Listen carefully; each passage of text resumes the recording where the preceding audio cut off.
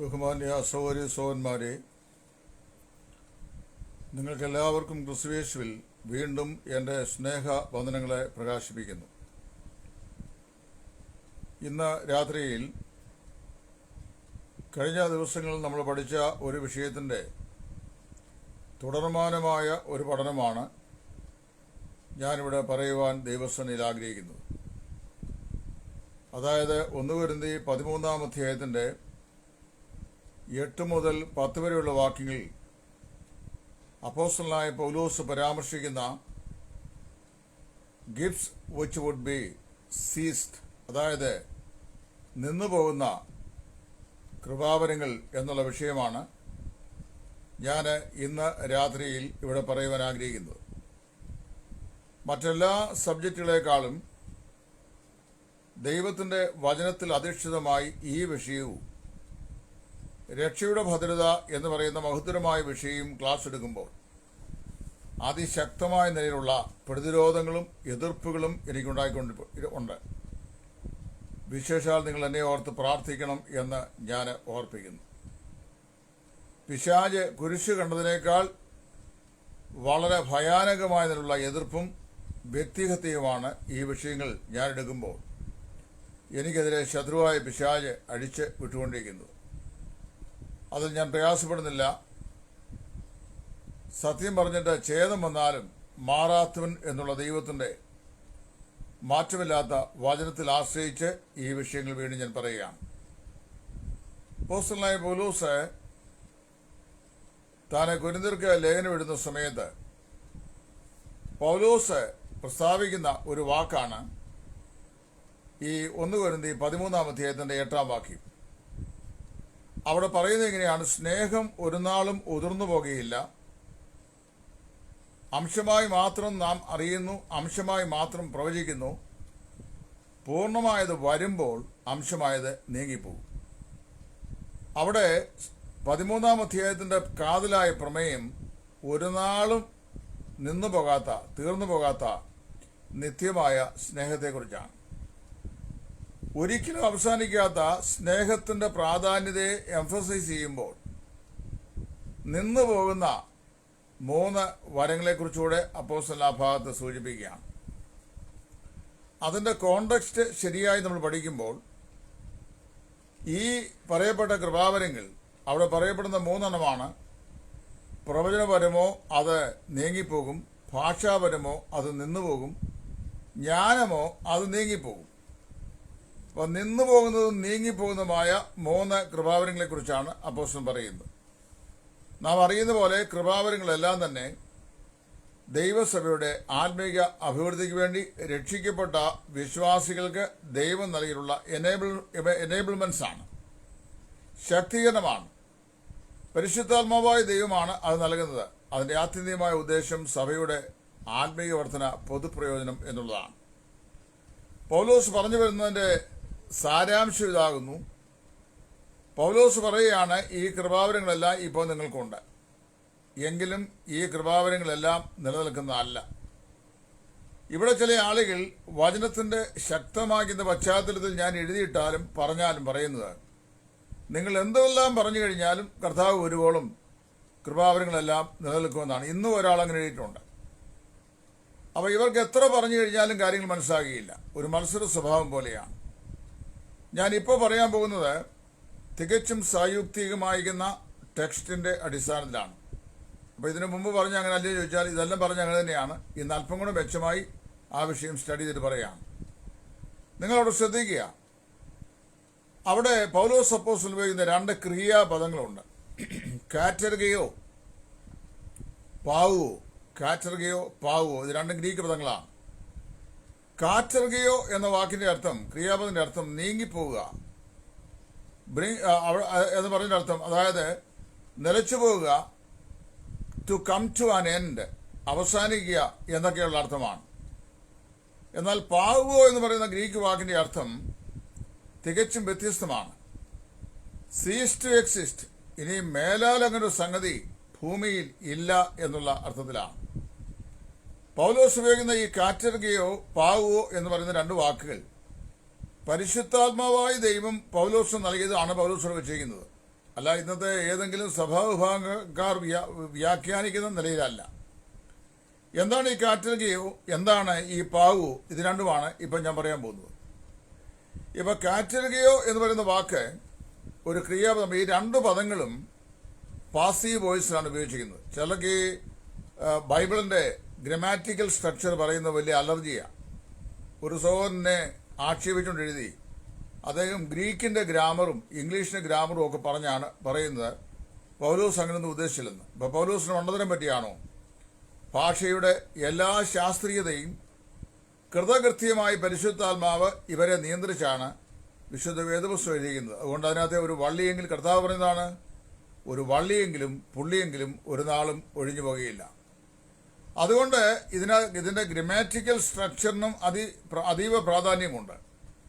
കാറ്റർഗിയോ പാവുവോ എന്ന് പറയുന്ന ഈ രണ്ട് പദപ്രയോഗങ്ങൾ, അതായത് നീങ്ങിപ്പോവുക, നിലച്ചു പോവുക, ഇല്ലാതെ നിന്നു പോവുക, ഇത് രണ്ടും ഉപയോഗിച്ചിരിക്കുന്നത് പാസീവ് വോയിസാണ്, കർമ്മണി പ്രയോഗത്തിലാണ് ഉപയോഗിച്ചിരിക്കുന്നത്. അതിലെ കർമ്മണി പ്രയോഗം ഈ കാറ്റർഗിയോ എന്ന് ഉപയോഗിക്കുന്ന വാക്ക് കർമ്മണി പ്രയോഗത്തിൽ ഉപയോഗിക്കുമ്പോൾ അതിന് രണ്ട് പ്രത്യേക വശങ്ങളുണ്ട്. ആ വശങ്ങളാണ് പറഞ്ഞുതരാൻ പറ്റുന്നത്. ഒന്ന്, ഈ കാറ്റർഗിയോ എന്ന് പറയുന്നത് it is stopping from outside എന്നുള്ള അർത്ഥമാണ്. അതായത് പ്രവചനപരവും ജ്ഞാനപരവും ആദിമസഭയിലെ വിശ്വാസികൾക്ക് നൽകപ്പെട്ടത് അവരെയും കൊണ്ട് അത് ചെയ്യിക്കാൻ വേണ്ടി ഒരു എക്സ്റ്റേണൽ സോഴ്സിൽ നിന്ന് നൽകപ്പെട്ട കൃപാവരങ്ങളാണ്. അപ്പൊ അതിന്റെ അർത്ഥം, കാറ്റഗറി എന്ന വാക്കിന്റെ അർത്ഥം someone or something from outside will make it inactive എന്ന് പറഞ്ഞു കഴിഞ്ഞാൽ പുറമേ നിന്ന് യാതൊന്നോ അല്ലെങ്കിൽ യാതൊരുവനോ ആ കൃപാവരങ്ങളെ നിർവീര്യമാക്കുക. അത് അർത്ഥമാണ് കാറ്റർഗ്യൂ എന്ന് പറയുന്നൊരർത്ഥം. എന്നാൽ പാവു എന്ന് പറയുന്നതല്ല. പാവു എന്ന് പറയുന്നത് അത് പാസീവ് വോയിസിലായിരിക്കുമ്പോൾ തന്നെ അത് ആന്തരികമായി ബിൽഡപ്പ് ചെയ്തിരിക്കുന്ന ഒരു കൃപാവരം അതിന്റെ ഉപയോഗം കഴിഞ്ഞ ശേഷം അത് അതിൽ തന്നെ നിർവീര്യമായി പോകുന്നതിനെ സൂചിപ്പിക്കുകയാകുന്നു. ഞാൻ വ്യക്തമാക്കി തരാം, നിങ്ങൾ ശ്രദ്ധിക്കുക. പ്രവചനപരമോ അത് നീങ്ങിപ്പോകും, ജ്ഞാനപരമോ അത് നീങ്ങിപ്പോകും എന്ന് പറയുമ്പോൾ കാറ്റർഗിയോ എന്ന് പറയുന്ന വാക്ക് അപ്പോസ്തലൻ ഉപയോഗിക്കുമ്പോൾ something or someone from outside cause to become this spiritual gifts inactive. അതായത് ഈ പറയപ്പെട്ട കൃപാവരങ്ങളെ പ്രവർത്തന രഹിതമാക്കുവാൻ ബാഹ്യമായി പ്രവർത്തിക്കുന്ന യാതൊന്ന് അല്ലെങ്കിൽ ഒരു വ്യക്തി, ഇതാണ് എൻ്റെ അർത്ഥം. എന്നാൽ പാവുവോ എന്ന് പറയുന്ന വാക്ക് ഉദ്ദേശിക്കുന്നത് ആന്തരികമായി സ്ഥിതി ചെയ്യുന്ന ഒന്ന് അതിന്റെ പർപ്പസ് അച്ചീവ് ചെയ്ത് കഴിയുമ്പോൾ അത് അതിൽ തന്നെ എന്ത് ചെയ്യുന്നു, ഗ്രാജുവലി വന്ന് നിർവീര്യമായി അത് മേലാൽ ഇല്ലാതെയാകുന്നു. ഇതിങ്ങനെയുള്ള അർത്ഥമാണുള്ളത്. ഉദാഹരണം പറഞ്ഞാൽ ഒരു ബാറ്ററി നമ്മൾ വാങ്ങിച്ചു കഴിഞ്ഞാൽ ആ ബാറ്ററിക്കകത്ത് ഉപയോഗിച്ചിരുന്ന കാർബൺ തരികളിൽ ആണ് ഇലക്ട്രിസിറ്റി സ്റ്റോർ ചെയ്ത് വെച്ചിരിക്കുന്നത്. അത് പ്രത്യേകമായ ടെക്നോളജിയാണ്. ആ ടെക്നോളജി പ്രകാരം ഈ ബാറ്ററിയിൽ ചാർജ് സ്റ്റോർ ചെയ്യുകയാണ്. 100% ഈ ബാറ്ററിയിൽ സ്റ്റോർ ചെയ്യുന്ന ഈ ചാർജ് ഉപയോഗിക്കും തോറും അത് ഡിമിനിഷ്ഡ് ആയിക്കൊണ്ടിരിക്കും, കുറഞ്ഞു വരും. അങ്ങനെ കുറഞ്ഞു വരുമ്പോൾ അതിന്റെ ഏറ്റവും ഒടുവിലേക്ക് വരുമ്പോൾ, അതായത് 10, 9, 8, 7, 6, 5, 4, 3, 1 എന്ന് പറഞ്ഞ് വന്നു കഴിയുമ്പോൾ അതിന്റെ ചാർജ് മുഴുവനായും തീർന്നിട്ട് ആ ബാറ്ററി നിഷ്പ്രയോജനമായി തീരും, പ്രയോജനരഹിതമായി തീരും. അങ്ങനെയാണ് പ്രോഗ്രാം ചെയ്തിരിക്കുന്നത്. 100% എനർജി അതിനകത്ത് ഇത്ര അളവ് എനർജി എന്നുള്ളത് അത് സ്റ്റോർ ചെയ്തിരിക്കുകയാണ്. ആ സ്റ്റോർ ചെയ്തിരിക്കുന്ന ഈ ബാറ്ററിയിലെ എനർജി ഉപയോഗമനുസരിച്ച് അത് കുറഞ്ഞു വന്ന് 1ലേക്ക് വന്ന് 0യിലേക്ക് വരുമ്പോൾ അത് നിർവീര്യമായി പിന്നെ ആ ബാറ്ററി ഒന്നിനും കൊള്ളാത്ത ഒന്നായി പുറത്തെടുത്ത് നമ്മൾ എറിഞ്ഞു കളയും. അതുപോലെയാണ് വിശ്വാസികളുടെ ഉള്ളിൽ ദൈവത്തിന്റെ പരിശുദ്ധാത്മാവ് സഭയുടെ ആത്മീയ പ്രവർത്തനയ്ക്ക് വേണ്ടി ദൈവം ഇൻബിൽറ്റ് ചെയ്തിട്ടുള്ള ഈ കൃപാവരം അതിന്റെ പർപ്പസ് അച്ചീവ് ചെയ്ത് കഴിയുമ്പോൾ എന്ത് ചെയ്യും, ഗ്രാജുവലി അത് വന്നിട്ട് സ്വയമേവ നിലച്ചു പോകും. എന്നാൽ പ്രവചനവും ജ്ഞാനപരവും അങ്ങനെയല്ല. അത് സ്വയമേ നിലയ്ക്കുകയല്ല. എക്സ്റ്റേണലി ഉള്ള something or someone caused to stop it. അതായത് അവ നിന്നു പോകുവാൻ അല്ലെങ്കിൽ നീങ്ങിപ്പോകുവാൻ പുറത്തുനിന്ന് വരുന്ന ഏതൊന്നോ അല്ലെങ്കിൽ ഒരു വ്യക്തിയോ കാരണമായിട്ട് അത് നീക്കിക്കളയുന്നു. അല്ലെങ്കിൽ something or someone from outside removes it or roll it away. അതാണ് കാറ്റർഗ്യൂ എന്ന വാക്കിന്റെ അർത്ഥം. ബട്ട് പാവോ എന്ന് പറയുന്ന വാക്കിന്റെ അർത്ഥം it cease to exist it self എന്ന് പറഞ്ഞാൽ അത് അതിൽ തന്നെ ഇല്ലാതെയായി തീരുന്നു. ആദ്യത്തേത് നമ്മൾ പറയുമ്പോൾ ഒരു വ്യക്തിയോട് ബന്ധത്തിലാണെങ്കിൽ അത് ഔട്ട്സൈഡിൽ നിന്ന് അല്ലെങ്കിൽ വസ്തുവിൽ നിന്ന് അത് എന്ത് ചെയ്യുന്നു? അത് നീക്കപ്പെടുകയാണ്, പുറമേ നിന്ന് നീക്കപ്പെടുകയാണ്. എന്നാൽ ഒരു വസ്തുവിനോട് മുതൽ പറയുകയാണെങ്കിൽ the action reflects upon the subject it self. ആ സബ്ജക്റ്റിൽ തന്നെ അതിന്റെ ആക്ഷൻ റിഫ്ലക്ട് ചെയ്യപ്പെടുന്നു. ഉദാഹരണം പറഞ്ഞു കഴിഞ്ഞാൽ ഒരാളൊരു കത്തിയെടുത്ത് അദ്ദേഹത്തിന്റെ ദേഹത്ത് കുത്തുന്നു. The action is reflecting upon the person himself. താൻ തന്റെ ശരീരത്തിൽ തന്നെ ദണ്ഡിപ്പിക്കുകയാണ്. എന്നാൽ മറ്റൊരാൾ എന്ത് ചെയ്യുന്നു? ഒരു കത്തിയെടുത്ത് വേറൊരാളെ കുത്തുന്നു. അപ്പൊ ഇദ്ദേഹം എന്ത് ചെയ്യുന്നു? He is only receiving an action from the subject. അത് the subject is receiving an action from the object. മറ്റൊരു വ്യക്തി ഈ ആളിനെ ആക്രമിക്കുന്നു. അപ്പൊ ആ കത്തിയുടെ കുത്ത് ഇദ്ദേഹം ഏൽക്കുന്നു വരുന്ന ഇദ്ദേഹം ആക്ഷൻ റിസീവ് ചെയ്യുകയാണ്, പാസീവ് വോയിസിലാണ്. എന്നാൽ ഇത് മറ്റേ പാവോ നേരെ തിരിച്ചാണ്. ഇതാണ് ഞാൻ ഇതിന്റെ ഗ്രാമർ സ്ട്രക്ചർ കൊണ്ട് പറഞ്ഞത്. അപ്പൊ പറഞ്ഞറിയാവോ, പൗലോസ് എഴുതിയ കാര്യങ്ങളെ അങ്ങനെ തന്നെ ഞങ്ങൾ വിശ്വസിക്കുന്നു. കർത്താവിനോടൊക്കെ ചെല്ലുമ്പോൾ കർത്താവിനോട് ചോദിച്ച് മനസ്സിലാക്കിക്കൊള്ളാം. മനസ്സിലാക്കിക്കോ. ആര് പറഞ്ഞു വേണം ഞാൻ പറഞ്ഞ് മനസ്സിലാക്കണം എന്ന് ആര് പറഞ്ഞു? എനിക്ക് സുബോധത്തോടെ അല്ലേ ഇത് വ്യാഖ്യാനിക്കാൻ പറ്റുള്ളൂ. അപ്പോൾ അന്യഭാഷാ ഭാഷണം അല്ലെങ്കിൽ ഭാഷാപരം, പ്രവചനപരം, ജ്ഞാനപരം, ഇത് മൂന്നും നീങ്ങിയത് ഒറ്റയടിക്കല്ല, ഒരേ സമയത്തല്ല. പിന്നെ എപ്പോഴാണ് നീങ്ങിയത്? നമ്മൾ ഭാഷാപരവും പ്രവചനപരവും ജ്ഞാനപരവും കൂടെ നോക്കുമ്പോൾ ഭാഷാപരവും ജ്ഞാനപരവും പ്രവചനപരവും ഭാഷാപരം നിന്നതിന് ശേഷം പിന്നെയും കുറെ കാലം കൂടെ മുമ്പോട്ട് തുടർന്നായി മനസ്സിലാക്കാൻ കഴിയുന്നുണ്ട്. ഉദാഹരണം പറഞ്ഞു കഴിഞ്ഞാൽ പൗലോസ് എഴുതിയ ആദ്യത്തെ 6 ലേഖനങ്ങൾ, റോമർ തുടങ്ങി ഗലാത്യ വരെയുള്ള 6 ലേഖനങ്ങളിൽ, ആ ലേഖനത്തിന്റെ കാലഘട്ടത്തിൽ ഈ കൃപാവരങ്ങളൊക്കെ നിലനിൽക്കുന്നതായിട്ടാണ് വായിക്കുന്നത്.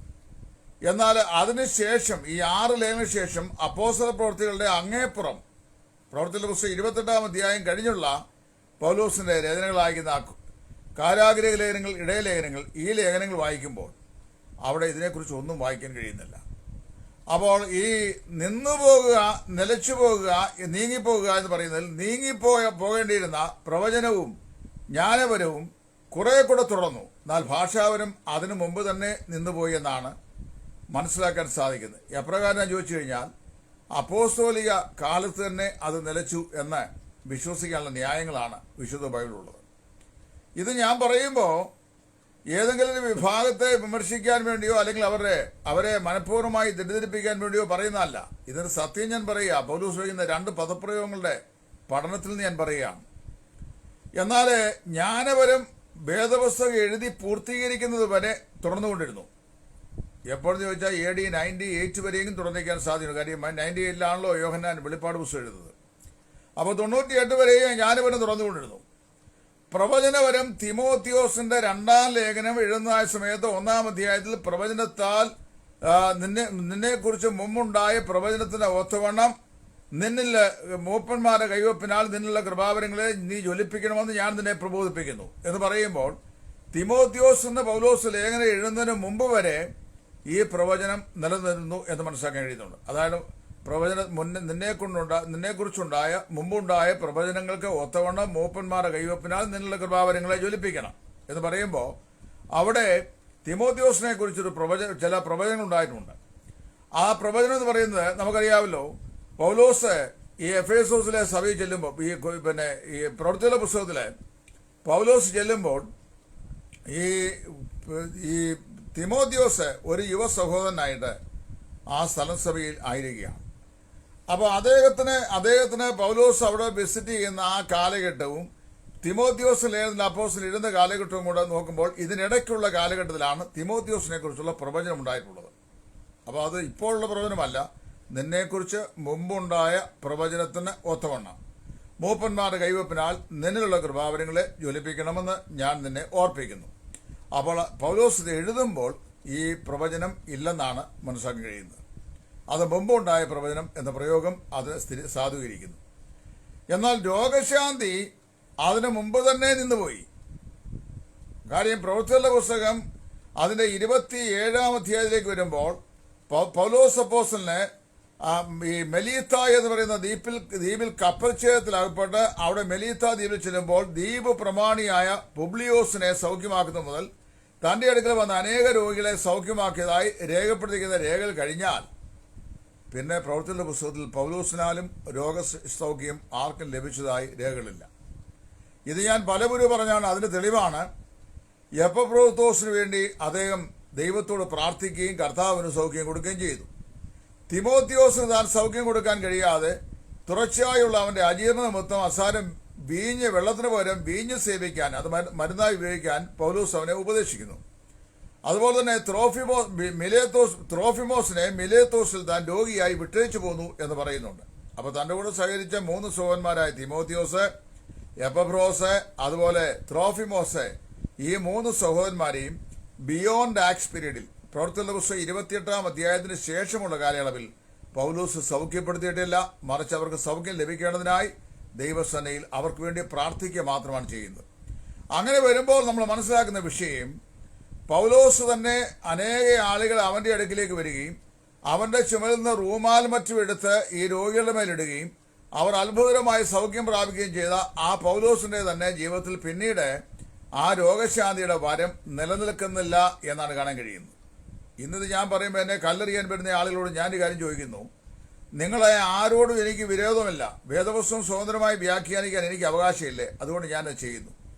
ഞാൻ ചോദിക്കട്ടെ, അന്ന് അപ്പോസ്തലനായ പൗലോസിന്റെ ഈ ചുമലിൽ നിന്ന് ഉത്തരീയമോ റൂമാലോ എടുത്തിട്ട് രോഗികളുടെ മേലിട്ടപ്പോൾ അവർക്ക് സൗഖ്യം ലഭിച്ചെങ്കിൽ ഇന്ന് ഏതെങ്കിലും ഒരു പാസ്റ്ററുടെയോ ഒരു ഉപദേശിയുടെയോ ഒരു ഇവാഞ്ചലിസ്റ്റിന്റെയോ ശരീരത്തിന്മേൽ കിടക്കുന്ന ഒരു തൂവാല എടുത്ത് ഒരു രോഗിയുടെ മേലിട്ടിട്ട് അവൻ സൗഖ്യം പ്രാപിക്കുന്നുണ്ടോ? ഉണ്ടെന്നൊക്കെ നിങ്ങൾ പറയും, പക്ഷേ അങ്ങനെ സംഭവിക്കുന്നില്ല. മാത്രമല്ല, ഏതെങ്കിലും ഒരു രോഗത്തിന് നമ്മൾ പ്രാർത്ഥിച്ച് ദൈവഹിതമെങ്കിൽ നമുക്ക് നമ്മുടെ പ്രാർത്ഥന കേട്ട്, അല്ലെങ്കിൽ സ്വർഗത്തിലെ ദൈവം തന്റെ ഹിതമെങ്കിൽ നമുക്ക് സൗഖ്യം തരുന്ന അല്ലാതെ നമുക്ക് പ്രായേണ അത്ഭുതകരമായ നിലയിൽ പെട്ടെന്ന് കണ്ണിമിക്കുന്ന നിലയിൽ ഒരു രോഗസൗഖ്യം ആളുകൾക്ക് ലഭിക്കുന്നില്ല. അതിന്റെ കാരണം എന്ന് ചോദിച്ചാൽ രോഗശാന്തി ഒരു വരം എന്ന നിലയിൽ നിന്ന് സഭയില്ലെന്ന് അതിന്റെ അർത്ഥം. രോഗശാന്തിയുണ്ട്. എങ്ങനെ? നീതിമാന്റെ ശ്രദ്ധയോടെ പ്രാർത്ഥന വളരെ ഫലിക്കുന്നു. വിശ്വാസയുടെ പ്രാർത്ഥനയ്ക്ക് രോഗസൗഖ്യം ലഭിക്കും കർത്താവിന് ഇഷ്ടമെങ്കിൽ. എന്നാൽ രോഗശാന്തിയുടെ വരവെന്ന് പറയുന്ന ഒന്നില്ല. വരവെന്ന് പറഞ്ഞു കഴിഞ്ഞാൽ ആ രോഗത്തെ നീങ്ങിപ്പോകാൻ പറഞ്ഞ അപ്പം തന്നെ നീങ്ങിപ്പോകാനുള്ള കഴിവാണ്. അതിനെയാണ് വരവെന്ന് പറയുന്നത്. അപ്പോൾ ഇവിടെ വില്യം മല്ലശ്ശേരി എന്റെ കേൾക്കുന്നുണ്ട്. അപ്പോൾ ഇവിടെ ഞാൻ വില്യം ഇപ്പോൾ സംസാരിക്കുന്ന വിഷയം കേട്ടേച്ച് എന്നോട് ചോദ്യം ചോദിക്കാമല്ലോ, ശിഷ്യനല്ലയോ? അപ്പൊ ഞാൻ പറയാം, അവിടെ രോഗശാന്തികളുടെ വരമുണ്ടെങ്കിൽ എന്റെ ശിഷ്യനായിരിക്കുന്ന വില്യമിനെ തന്നെ ഞാൻ ക്ഷണിക്കുന്നു. എനിക്ക് പല രോഗങ്ങളുണ്ട്. ഇതിലേതെങ്കിലും ഒരെണ്ണമെങ്കിലും ഒന്ന് പ്രാർത്ഥിച്ച് മാറ്റി തന്നാൽ മതി. അപ്പൊ ഞാൻ തന്നെ പ്രാർത്ഥനയിൽ വിശ്വസിക്കുന്ന ആളാണ്. കർത്താവിന് സൗഖ്യം കൊടുക്കാൻ കഴിയുമെന്ന് വിശ്വസിക്കുന്നു. ദൈവത്തിന്റെ പരിശുദ്ധാത്മാവിന്റെ ശക്തിയെ ഒരിക്കലും ഞാൻ ലഘൂകരിക്കുകയില്ല. കാര്യം God can heal any man at any time at his will. ദൈവത്തിന്റെ ഇഷ്ടപ്രകാരം, പരിശുദ്ധാത്മാവിന്റെ ഇഷ്ടപ്രകാരം ഏത് മനുഷ്യനെയും ഏത് സമയത്തും പരിശുദ്ധാത്മാവിന് സൗഖ്യമാക്കാൻ കഴിയുമെന്ന് ഞാൻ വിശ്വസിക്കുന്നു. എന്നാൽ ഞാൻ പറയുന്നത്, ഇന്ന് ഭൂമിയിൽ ജീവിക്കുന്ന ഏതെങ്കിലും ഒരാൾക്ക് എനിക്ക് രോഗശാന്തിയുടെ വരമുണ്ട് എന്ന് പറഞ്ഞിട്ട് അദ്ദേഹം ചെന്ന് പ്രാർത്ഥിച്ച് സൗഖ്യം ലഭിക്കുന്ന പരിപാടി ഇന്നില്ലെന്നാണ് ഞാൻ പറഞ്ഞു. അല്ല, രോഗശാന്തിക്ക് എതിരല്ല. എന്നെ ശ്രദ്ധിച്ച് നിങ്ങൾ കേൾക്കണം. എന്നെ ഒരു ശത്രുവായി കാണാതെ ഞാൻ പറയുന്ന കാര്യം മനസ്സിലാക്കുക. അപ്പൊ അങ്ങനെ വരുമ്പോ ഈ രോഗശാന്തികളുടെ വരവും അപ്പോസ്തോലിക കാലത്തിൽ അടയാള വരങ്ങളിൽപ്പെട്ട ഒന്നാകിയാൽ അതും നിന്നുപോയി. അതിന് തെളിവാണ് പൗലോസ് തന്നെ എന്നെ പരിഹസിച്ച് ആ കൊടുത്തോട്ടൊക്കെ നാളെ പറഞ്ഞ്, പൗലോസ് സൗഖ്യപ്പെടുത്തിയില്ല, അതുകൊണ്ട് രോഗശാന്തി ഇല്ലെന്ന്. അപ്പൊ ഇത് കൊടുത്തോട്ടോ അതും ഇതുമൊക്കെ പറയും. കാര്യം കഴിഞ്ഞ ദിവസം ഞാൻ ചെയ്യാത്ത കാര്യം പറഞ്ഞു. അതായത് ജോബി ജോർജ് നോട് ഞാൻ വിളിച്ച് കൊടുത്തോട്ടവുമായിട്ട് വീണ്ടും ഒന്ന് സമ്പാദിച്ചാൽ കൊള്ളാമെന്ന് ഞാൻ അഭിപ്രായപ്പെട്ടു. പക്ഷേ ഞാൻ ഒഴിഞ്ഞു മാറിയെന്ന് സണ്ണി മാത്യു പുതുക്കോടിയുടെ പോസ്റ്റിനകത്ത് പോയിട്ടിരിക്കുക. ഞാൻ അദ്ദേഹത്തിന്റെ ആ ഫോറത്തിൽ നിന്ന് ഇറങ്ങിപ്പോന്നാണ്. എന്തിനാണെങ്കിപ്പോൾ അറിയാമോ? ഞാൻ പറയാത്ത ഫോഷ്ക്ക് എനിക്കെതിരെ പറഞ്ഞു. അതായത് ഞാനൊരു ഒരു സംഭവത്തിൽ ഞാൻ 2 സംഭവത്തിലും ഒരുപോലെ പറഞ്ഞ വാക്യം, 1 കൊരിന്ത്യർ 14-ാം അധ്യായം 2-ാം വാക്യം ഞാൻ അങ്ങനെയല്ല പറഞ്ഞെന്ന് പറഞ്ഞു. അതിന്റെ വീഡിയോ ഉണ്ടെന്ന് പറഞ്ഞു. എന്നാൽ ഞാൻ പറഞ്ഞ കാര്യം, ഞാൻ വീഡിയോയുടെ ക്ലിപ്പിടെ ഇതുവരെ ഇട്ടിട്ടില്ല. കാര്യം ഇല്ലാത്ത കാര്യം ഇടാൻ പറ്റുമോ? എനിക്ക് ഫോഷ്ക്ക് സംസാരിച്ച് ജയിക്കാൻ ശ്രമിക്കുന്ന ഇഷ്ടമല്ല. കാര്യം ജയാപജയങ്ങളല്ലല്ലോ ഒരു സംഭവത്തിന്റെ അടിസ്ഥാനപരമായ തത്വം നമ്മൾ വിഷയങ്ങളെ മനസ്സിലാക്കുക എന്നുള്ളതാണ്. അപ്പോൾ ഇവിടെ നമ്മളൊരു വിഷയം പറയുമ്പോൾ ആ വിഷയാസ്പദമായ ആ വിഷയം പഠിക്കുമ്പോൾ നമുക്ക് അവിടെ ജയമോ തോൽവിയോ അല്ല വിഷയം. അവരവർക്ക് അറിയാവുന്ന കാര്യങ്ങൾ അവരോട് പറയുന്നു. യുക്തിപരമെന്ന് തോന്നിയാൽ വിശ്വസിക്കുന്നു, അല്ലെങ്കിൽ തള്ളിക്കളയുന്നു. അതാണ് സാധാരണ ചെയ്യുന്നത്. സോഷ്യൽ ഫോറത്തിൽ എത്രയോ വിഷയങ്ങൾ വരുന്നു, ആരെല്ലാം എഴുതുന്നു. നമുക്കെല്ലാം സ്വീകരിക്കാൻ ഒക്കെയല്ല. ഞാൻ പറയുന്നതെല്ലാം നിങ്ങൾക്ക് സ്വീകരിക്കാൻ പറ്റില്ല. അങ്ങനെ സ്വീകരിക്കണമെന്ന് കൽപ്പിക്കാൻ എനിക്ക് പറ്റില്ല. നിങ്ങൾ തന്നെ അനലൈസ് ചെയ്യുന്നു. നിങ്ങൾക്ക് അത് സ്വീകാര്യം തോന്നിയാൽ നിങ്ങൾ സ്വീകരിക്കുന്നു, അല്ലെങ്കിൽ നിങ്ങൾ തിരസ്കരിക്കുന്നു. അതാണ് അഭിപ്രായ സ്വാതന്ത്ര്യം എന്ന് പറയുന്നത്. അപ്പോൾ ഇവിടെ ശ്രദ്ധിക്കേണ്ടത്, ആ രോഗശാന്തികളുടെ വരവും ഈ അപ്പോസ്തോലിക കാലം കഴിഞ്ഞപ്പോൾ വാസ്തവത്തിൽ അത് പര്യവസാനിക്കുകയാണ്. എന്നാൽ അതിനുശേഷം സഭാപിതാക്കന്മാരിൽ, അപ്പോസ്തലന്മാർക്ക് ശേഷം വരുന്ന സഭാപിതാക്കന്മാരിൽ സുവർണനാവിന്റെ ഉടമസ്ഥൻ എന്നറിയപ്പെട്ട ക്രിസോസ്റ്റർ ഉൾപ്പെടെയുള്ള ജെറോം ഉൾപ്പെടെയുള്ള പോളികാർപ്പ് ഉൾപ്പെടെയുള്ള ഒരു സഭാപിതാക്കന്മാരും ഈ അത്ഭുത രോഗശാന്തി ആർക്കെങ്കിലും കൊടുത്തതായിട്ട് നമ്മൾ ചരിത്രത്തിൽ വായിക്കുന്നില്ല. അവരാരും വെച്ചിട്ടില്ല. അതുകൊണ്ട് അപ്പോസ്തോലിക കാലത്ത് അത് പര്യവസാനിച്ചു. പിന്നെയുള്ളത് പ്രവചനത്തിന്റെയും ജ്ഞാനപരത്തിന്റെയും ഭാഷാപരത്തിന്റെയും സീക്വൻസ് ആണ്. അതിൽ ജ്ഞാനപരവും പ്രവചനപരവുമായി കമ്പയർ ചെയ്യുമ്പോൾ ഭാഷാപരവും അതിനു മുമ്പ് തന്നെ നിന്നുപോയി. എങ്ങനെയാ ചോദിച്ചു കഴിഞ്ഞാൽ, ഞാൻ പറഞ്ഞല്ലോ, ദി ആക്ഷൻ, അത് മിഡിൽ വോയ്സ് ഉപയോഗിക്കുന്ന പദമാണ്. Action reflexes upon the subject it self. അതായത് എനർജൈസ് ചെയ്തൊരു ബാറ്ററി ഏതൊരു പർപ്പസിന് വേണ്ടി അതിനെ എനർജൈസ് വെച്ചിരുന്നോ ആ ബാറ്ററിയുടെ ഉപയോഗിക്കും തോറും അതിന്റെ പവർ കുറഞ്ഞു വന്ന് അവസാനം സീറോയിലേക്ക് വന്ന ശേഷം അത് മൈനസിലേക്ക് പോകുന്ന പോലെയാണ് ഈ ഭാഷാപരത്തിന്റെ പ്രയോഗത്തെക്കുറിച്ച് നമ്മൾ മനസ്സിലാക്കാൻ കഴിയുന്നത്. പ്രവചനപരവും ജ്ഞാനപരവും പിന്നെയും മുമ്പോട്ട് വന്നു. ഒടുവിലത്തെ പുസ്തകമായ വെളിപ്പാട് പുസ്തകം കൂടെ എഴുതി തീർക്കുന്നത് വരെ ദൈവത്തിൽ നിന്ന് അള്ളപ്പാടുകൾ നേരിട്ട് പ്രാപിച്ച് അത് രേഖയാക്കുവാനുള്ള പ്രത്യേകമായി ജ്ഞാനം എഴുതും. ജ്ഞാനവരം എന്ന് പറയുന്നു. ഇത് ഞാൻ പറയുമ്പോൾ ചില ആൾക്കാർ പറയുമ്പോൾ ജ്ഞാനവരം നിന്നുപോയി, അപ്പോൾ ഇന്ന് ജ്ഞാനമില്ലയോ? ജ്ഞാനമില്ലെന്ന് ആര് പറഞ്ഞു? ജ്ഞാനവും ജ്ഞാനവരവും രണ്ടാണ്. ജ്ഞാനവരം എന്ന് പറയുന്നത് ദൈവികമായ വെളിപ്പാടുകളെ ദൈവത്തിൽ നിന്ന് നേരിട്ട് പ്രാപിച്ച് തെറ്റുകൂടാതെ അത് എഴുതി രേഖപ്പെടുത്തുവാനുള്ള പ്രത്യേകമായ വരമാണ്. അത് അപ്പോസ്തലന്മാർക്കൊക്കെ ഉണ്ടായിരുന്നു, പ്രവാചകന്മാർക്കും. നമുക്കതില്ല. നമ്മൾ എഴുതുന്നതിന് അതൊക്കെ എറേഴ്സ് സംഭവിക്കും. നമ്മൾ നമ്മുടെ ആശയങ്ങളും ചിന്തകളും ഒക്കെയാണ് എഴുതുന്നത്, മലിനങ്ങളും ഒക്കെയാണ് എഴുതുന്നത്. അപ്പോൾ അത് കുറേ കാലം കൊണ്ട് നിന്നു. പ്രവചനപരവും തിമോത്തിയോസിന്റെ 2-ാം ലേഖനം എഴുതുന്നതിന് തൊട്ടു മുമ്പ് അത് പര്യവസാനിച്ചു എന്നാണ് തിരുവഴുത്തിൽ കൂടെ മനസ്സിലാക്കാൻ കഴിയുന്നത്. അതുകൊണ്ടാണ് ഇന്ന് ഒരു പ്രവചനവും, അതായത് ഇന്ന് കഴിഞ്ഞ ദിവസം തന്നെ ഒരു പെന്തക്കോസ്തുകാരൻ സഹോദരന് അമേരിക്കയിലുള്ള ഒരു ചർച്ച് ഓഫ് ഗോഡ് ചർച്ചിന്റെ ഒരു പ്രശസ്തമാകുന്ന മീറ്റിംഗിൽ ഒരു പ്രശസ്തനായ ദേവദാസൻ, അദ്ദേഹം അത് വളരെ വ്യക്തതയോടെ ആ വിഷയത്തെക്കുറിച്ച് ക്ലാസ് എടുക്കുന്ന യൂട്യൂബിൽ ഞാൻ കണ്ടു. അദ്ദേഹം പറയുന്നത് പ്രവചനം എന്ന് പറഞ്ഞ് എന്തെങ്കിലുമൊക്കെ വിളിച്ചു പറയുന്ന കാര്യങ്ങളല്ല, പറയുന്ന കാര്യങ്ങൾ അതുപോലെ സംഭവിക്കുന്ന ഒരു പ്രവചനം ഇന്നില്ലെന്ന് അദ്ദേഹം പറയുന്നത്. ഞാനല്ല പറഞ്ഞ് ഒരു ചർച്ച് ഓഫ് ഗോഡിലെ പ്രസിദ്ധനായ ഒരു ദേവദാസനാണ് പറയുന്നത്. യൂട്യൂബിൽ കിടപ്പോൾ അദ്ദേഹത്തിന് മെസ്സേജ്, അമേരിക്കയിലെ ഒരു മീറ്റിംഗിൽ അദ്ദേഹം സംസാരിക്കുന്നതാണ്. അപ്പോൾ ഇവിടെ ഇപ്പോഴേ അങ്ങനെയുള്ള പ്രവചനങ്ങൾ നമുക്കില്ല. കാരണം എന്ന് വെച്ചാൽ ഈ ഭാവിയെ മുൻകൂട്ടി അറിയിക്കുന്ന സംവിധാനം വിശുദ്ധ വേദപുസ്തകം നമുക്ക് പൂർണ്ണമായി നൽകപ്പെട്ടത് മുതൽ ഇങ്ങോട്ട് ഇല്ല. അതിന്റെ ആവശ്യമില്ല. ബൈബിളിൽ കൂടി നമുക്ക് ലഭിക്കാവുന്നതെല്ലാം ദൈവം വളരെ വ്യക്തമായി പറഞ്ഞിട്ടുണ്ട്. ഇപ്പൊ ഇവിടെ തിമോത്തിയോസിന് ലേഖനം എഴുതുമ്പോൾ പൗലോസ് രോഗശാന്തി വരെ ഇല്ലായിരുന്നുവെങ്കിൽ പിന്നെ തിമോത്തിയോസിന്റെ പുസ്തകത്തിലൂടെ പൂർണ്ണത വന്നു എന്ന് പറയേണ്ടി വരുമല്ലോ. ഇല്ല, തിമോത്തിയോസിന്റെ പുസ്തകത്തിലൂടെ പൂർണ്ണത വന്നില്ല. പൂർണ്ണത വരുന്നത് എവിടെയാണെന്നറിയാമോ? വെളിപ്പാടുകൾ എപ്പോൾ പൂർത്തീകരിക്കപ്പെട്ടു അപ്പോഴാണ്. അത് തിമോത്തിയോസ് ലേഖനമോ എഫേസ് ലേഖനമോ കാരാഗ്രഹ ലേഖനമോ ഒക്കെ എഴുതുമ്പോൾ ഞാൻ നിങ്ങളോടെല്ലാം പറഞ്ഞു 2 വാക്കിൽ, നിങ്ങൾക്ക് ആർക്കും പഠിക്കാനോ അല്ലെങ്കിൽ ഈ പറയുന്ന കാര്യങ്ങൾ ശരിയാണോ എന്ന് അന്വേഷിക്കാനോ മനസ്സില്ല. പഠിച്ചു വെച്ചിരിക്കുന്നത് പറയാൻ മാത്രമേ മനസ്സുള്ളൂ. ഞാൻ അങ്ങനെയല്ല. എനിക്ക് എൻ്റെ മനസ്സിൽ പഠിച്ചു കഴിയുന്ന ഒരു കാര്യത്തെ ഒരു ശിശു പറഞ്ഞു തന്നാലും അത് സായുക്തികമാണെന്ന് തന്നാൽ അതിനെക്കുറിച്ച് അന്വേഷിക്കുകയും തിരുത്തൽ ആവശ്യമാണെങ്കിൽ തിരുത്തുകയും ചെയ്യാൻ മനസ്സുള്ള മനുഷ്യയാണ് ഞാൻ. അല്ല, ഞാനൊരു അപ്രമേയമായ അറിവുള്ള ആളൊന്നുമല്ല, ഒരു ബൈബിൾ സ്റ്റുഡൻ്റാണ്. അപ്പോൾ ഇവിടെ നമ്മൾ മനസ്സിലാക്കേണ്ട വിഷയം, നമ്മൾ ദൈവവചനം വായിക്കുക. അതിനായി ഞാൻ പറഞ്ഞ വില്യമിനെ ഞാൻ പറഞ്ഞടുത്ത് 2 വാക്കുകളാണ് പൗലോസ് ഉപയോഗിക്കുന്നത്. 1:13 കാറ്റർഗയോ ആൻഡ് പാവു. കാറ്റർഗയോ എന്ന വാക്ക് ക്രിയാപദമാണ്. ആ ക്രിയാപദം പാസീവ് വോയിസ് ലഭിക്കുന്നത്, കർമ്മണി പ്രയോഗത്തിൽ ഉപയോഗിച്ചിരിക്കുന്നത്. അതായത് പ്രവചനവും ജ്ഞാനപരവും something or someone from outside they cost to stop it. അതായത് പ്രവചനപരമോ അല്ലെങ്കിൽ ജ്ഞാനപരമോ യാതൊരു വ്യക്തിയോ പുറത്തുനിന്ന് എന്ത് ചെയ്യുന്നു, അതിനെ നീക്കിക്കളയുന്നു. എന്നാൽ പാവു എന്ന് പറയുന്ന വാക്ക് ഒരു മിഡിൽ വോയിസ് ലഭിക്കുന്ന മധ്യമ പ്രയോഗമാണ്. അത് ഗ്രീക്ക് ഭാഷയ്ക്ക് മാത്രമേ ഉള്ളൂ, ഇംഗ്ലീഷിനും മലയാളത്തിനും ഇല്ല. മലയാളത്തിൽ കർത്തരി കർമ്മണി 2 പ്രയോഗമേ ഉള്ളൂ. ഇംഗ്ലീഷിൽ ആക്റ്റീവ് ആൻഡ് പാസീവ് എന്ന് പറയുന്ന 2 വാക്കുകളേ ഉള്ളൂ, പ്രയോഗങ്ങളേ ഉള്ളൂ. എന്നാൽ ഗ്രീക്കിന് മാത്രമുള്ളൊരു പ്രയോഗമാണ് മധ്യമ പ്രയോഗം. The action reflexes upon the subject it self. അതായത് ആ സബ്ജക്റ്റിലേക്ക് തന്നെ അതിൻ്റെ ആക്ഷൻ റിഫ്ലക്റ്റ് ചെയ്യാം. മനസ്സിലായോ?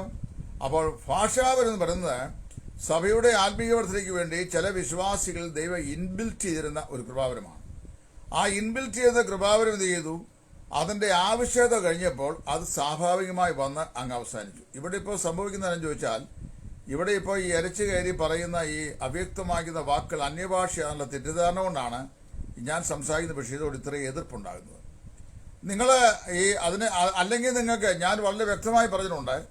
അപ്പോസ്തല പ്രവൃത്തികളുടെ പുസ്തകം 2-ാം അധ്യായത്തിൽ പറഞ്ഞതും 8-ാം അധ്യായത്തിൽ പറഞ്ഞതും 19-ാം അധ്യായത്തിൽ പറഞ്ഞതും പിന്നെ അതുപോലെ തന്നെ ഈ ഇവിടെ എല്ലാം 10-ാം അധ്യായത്തിൽ പറഞ്ഞതുമായി എല്ലാ രംഗങ്ങളിലും ഉള്ള ഭാഷകൾ സീനോഗ്ലോസിയാണ്. അതായത് എക്സിസ്റ്റിംഗ് ലാംഗ്വേജസ് ആണ്. അപ്പോൾ existing languages somewhere else in the world unknown to the speaker but enabled by the spirit to speak it out instantly. സംസാരിക്കുന്നവന് അജ്ഞമായിരിക്കുന്നതും ലോകത്തിൽ എവിടെയെങ്കിലും നിലനിൽക്കുന്നതും എന്നാൽ പൊടുന്നനവേ സംസാരിക്കാൻ ദൈവത്തിന്റെ പരിശുദ്ധാത്മാവിനാൽ പ്രാപ്തി പ്രാപിച്ചതുമായ ഭാഷയാണ് സീനോഗ്ലോസി അല്ലെങ്കിൽ എക്സിസ്റ്റിംഗ് ലാംഗ്വേജസ്. ഞാനതിനെ എത്രയോ ഭവ്യമായി അതിൻ്റെ വിശദീകരണം പറഞ്ഞു. നിങ്ങൾ എന്നെ പരിഹസിക്കാനല്ലാതെ ഞാൻ പറയുന്ന കാര്യം ശരിയാണെന്ന് മനസ്സിലാക്കാൻ കഴിയുന്നുണ്ടോ? ഞാനിപ്പോൾ ഇവിടുന്ന് സ്പെയിനിലേക്ക് പോകും ചിന്തിക്കുക. എന്നെ അവിടെ നിന്ന് സ്പെയിനിൽ പോയിട്ട് ഇവിടെ ഈ ഗൾഫ് രാജ്യങ്ങളിലെ ദോഹയിൽ കൊണ്ടുപോകാൻ മനുഷ്യനില്ല, പിന്നെ ഇനിയും സ്പെയിനിൽ പോകുന്നത്. അപ്പോൾ ഞാൻ ഉദാഹരണം പറയുക. അപ്പോൾ സ്പെയിനിൽ ഞാൻ ചെല്ലുന്നത്, അപ്പോൾ അവിടുത്തെ ഭാഷ സ്പാനിഷാണ്. പക്ഷെ എനിക്ക് സ്പാനിഷ് ഭാഷ അറിയാൻ വയ്യ. ബട്ട് ഞാൻ അവിടെ ചെല്ലുമ്പോൾ സ്പാനിഷ് ഭാഷ അറിയാൻ വയ്യാത്ത ഞാൻ സ്പാനിഷ് ഭാഷയിൽ സ്ഫുടമായി സംസാരിക്കാൻ കഴിയുന്ന പ്രാവീണ്യത ഇൻസ്റ്റന്റ്ലി ദൈവം എനിക്ക് നൽകുന്നതിനെയാണ് ഭാഷാപരം എന്ന് പറയുന്നത്. ഇവിടെ മനസ്സിലാക്കേണ്ട വിഷയം, പ്രവൃത്തികളുടെ പുസ്തകം 2-ാം അധ്യായത്തിൽ പെന്തക്കോസ്ത് നാളിൽ അവിശ്വാസികൾക്ക് അടയാളമായി നൽകിയ അതേ ഭാഷ തന്നെയാണ് വരമായി ദൈവസഭയ്ക്ക് നൽകിയത്. അത് മനസ്സിലാക്കണം. ജ്ഞാനപരവും പരിജ്ഞാനപരവും നമ്മൾ വ്യത്യാസം എന്ന് വില്യം ചോദിക്കുന്നതാണ്. ജ്ഞാനപരം എന്ന് പറഞ്ഞു കഴിഞ്ഞാൽ ദൈവിക അരുളപ്പാടുകളെ ദൈവത്തിൽ നിന്ന് നേരിട്ട് പ്രാപിച്ച് ഇന്നറൻലി തെറ്റുകൂടാതെ അത് രേഖപ്പെടുത്തുവാൻ, ബൈബിൾ രേഖപ്പെടുത്തുവാൻ വേണ്ടി ദൈവം സെലക്റ്റഡ് ആൾക്കാർക്ക് നൽകിയിരുന്ന വരമാണ് ജ്ഞാനപരം. പരിജ്ഞാനപരം എന്ന് പറയുന്നത് പരിചയസമ്പന്നത കൊണ്ട് ലഭിക്കുന്ന വരമാണ്. അതായത് ദൈവത്തിൻ്റെ വചനം വായിച്ചും ധ്യാനിച്ചും പഠിച്ചും പ്രാർത്ഥിച്ചും ഇരിക്കുമ്പോൾ ദൈവത്തിൻ്റെ പരിശുദ്ധാത്മാവിനാൽ നമ്മുടെ അകക്കണ്ണ് തുറക്കപ്പെട്ടിട്ട് നമുക്ക് വചനത്തിൻ്റെ പരിചയത്താൽ ഉണ്ടാകുന്ന ജ്ഞാനം, അതിനെയാണ് പരിജ്ഞാനപരം എന്ന് പറയുന്നത്. പരിജ്ഞാനപരം ഉള്ള ആൾക്കാരുണ്ട്, എല്ലാവർക്കും ഇല്ല. നമ്മുടെ ചില സൺഡേ മീറ്റിങ്ങിന് ഞായറാഴ്ച ചില ആളുകൾ എഴുതുന്നത് പറഞ്ഞ് സംസാരിക്കുന്നത് കേട്ട് കഴിഞ്ഞാൽ പരിജ്ഞാനപരം ഉള്ളവരെയും ഇല്ലാത്തവരെയും നമുക്ക് വളരെ വ്യക്തമായി തിരിച്ചറിയാൻ സാധിക്കും. ഇതെല്ലാം പടിപടിയായി വ്യക്തതയോട് മനസ്സിലാക്കണം. അപ്പോൾ അങ്ങനെ വ്യക്തതയോട് മനസ്സിലാക്കുമ്പോൾ നമുക്കൊരു എതിർപ്പില്ലാതെ അല്ലെങ്കിൽ ശത്രുതാ മനോഭാവമില്ലാതെ ഈ വിഷയങ്ങൾ പഠിക്കാൻ കഴിയും. ഇപ്പം ഞാൻ എപ്പോൾ ഈ വിഷയം പറഞ്ഞു കഴിഞ്ഞാലും ഒരു പ്രതിയോഗിയെ കാണുന്ന പോലെയാണ് എന്നെ ചില ആളുകൾ കാണുന്നത്. എന്നാൽ അങ്ങനെ അല്ലാതെ കാണുന്ന ധാരാളം ആൾക്കാരുണ്ട്. ഞാൻ എന്തിനൊരു സഭയുടെ ഉപദേശത്തെ കണ്ണിക്കണം? എനിക്ക് അതിൻ്റെ ആവശ്യമില്ല. ഞാൻ ഒരു സഭയുടെ ഉപദേശത്തെ കണ്ണിക്കുന്നില്ല. ഞാൻ ഇതിൻ്റെ വചനം എന്ന് പറയുന്നത് മാത്രമേ പറയുന്നുള്ളൂ. Whether you accept or not is up to you. നിങ്ങൾ സ്വീകരിക്കുമെന്നുള്ള നിങ്ങളുടെ വിഷയമാണ്. എനിക്ക് പറയാൻ മാത്രമേ സാധിക്കൂ. അപ്പോൾ ഇവിടെ കാറ്ററുകയോ പാവുകയോ എന്ന് പറയുന്ന ഈ രണ്ട് വാക്കിൽ, ഒന്ന് കാറ്ററുകയോ നീങ്ങിപ്പോകുക, it cost to stop or to move away from the way from outside a person or something. ആ സംതിങ് എന്താണെന്നാണ് 10-ാം വാക്കിൽ പറയുന്നത്, പൂർണ്ണമായത് എന്നാണ് പറയുന്നത്. അതായത് പൂർണ്ണമായത് വരുമ്പോൾ എന്ത് ചെയ്യും? ഈ പറയപ്പെട്ടത് നീങ്ങിപ്പോകും. അപ്പം ജ്ഞാനപരവും പ്രവചനപരവും അങ്ങനെ നീങ്ങിപ്പോയി.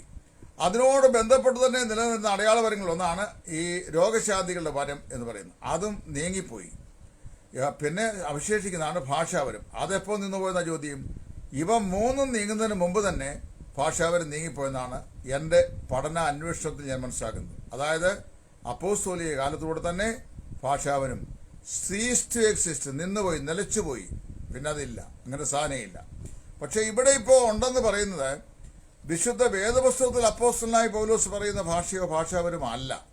അതെൻ്റെ ബഹുമാനപ്പെട്ട സഹോദരന്മാർ മനസ്സിലാക്കാൻ മനസ്സ് വെച്ചാൽ യാതൊരു പ്രശ്നവും ഉണ്ടാവുകയില്ല. കാര്യം പൗലോസ് പറഞ്ഞ ഭാഷ ലോകത്തിൽ വിവിധ ഭാഷകൾ, ആ വിവിധ ഭാഷ അതിലൊരു ഭാഷയാണ്, അല്ലെങ്കിൽ ഭാഷകളാണ്. ആ വിവിധ ഭാഷ, അപ്പോൾ എന്നോട് ഒരാൾ ചോദിച്ചത് എത്ര ഭാഷ എനിക്കറിയാവുന്നത്? എനിക്ക് 2 ഭാഷ അറിയത്തുള്ളൂ, ഇംഗ്ലീഷും മലയാളവും.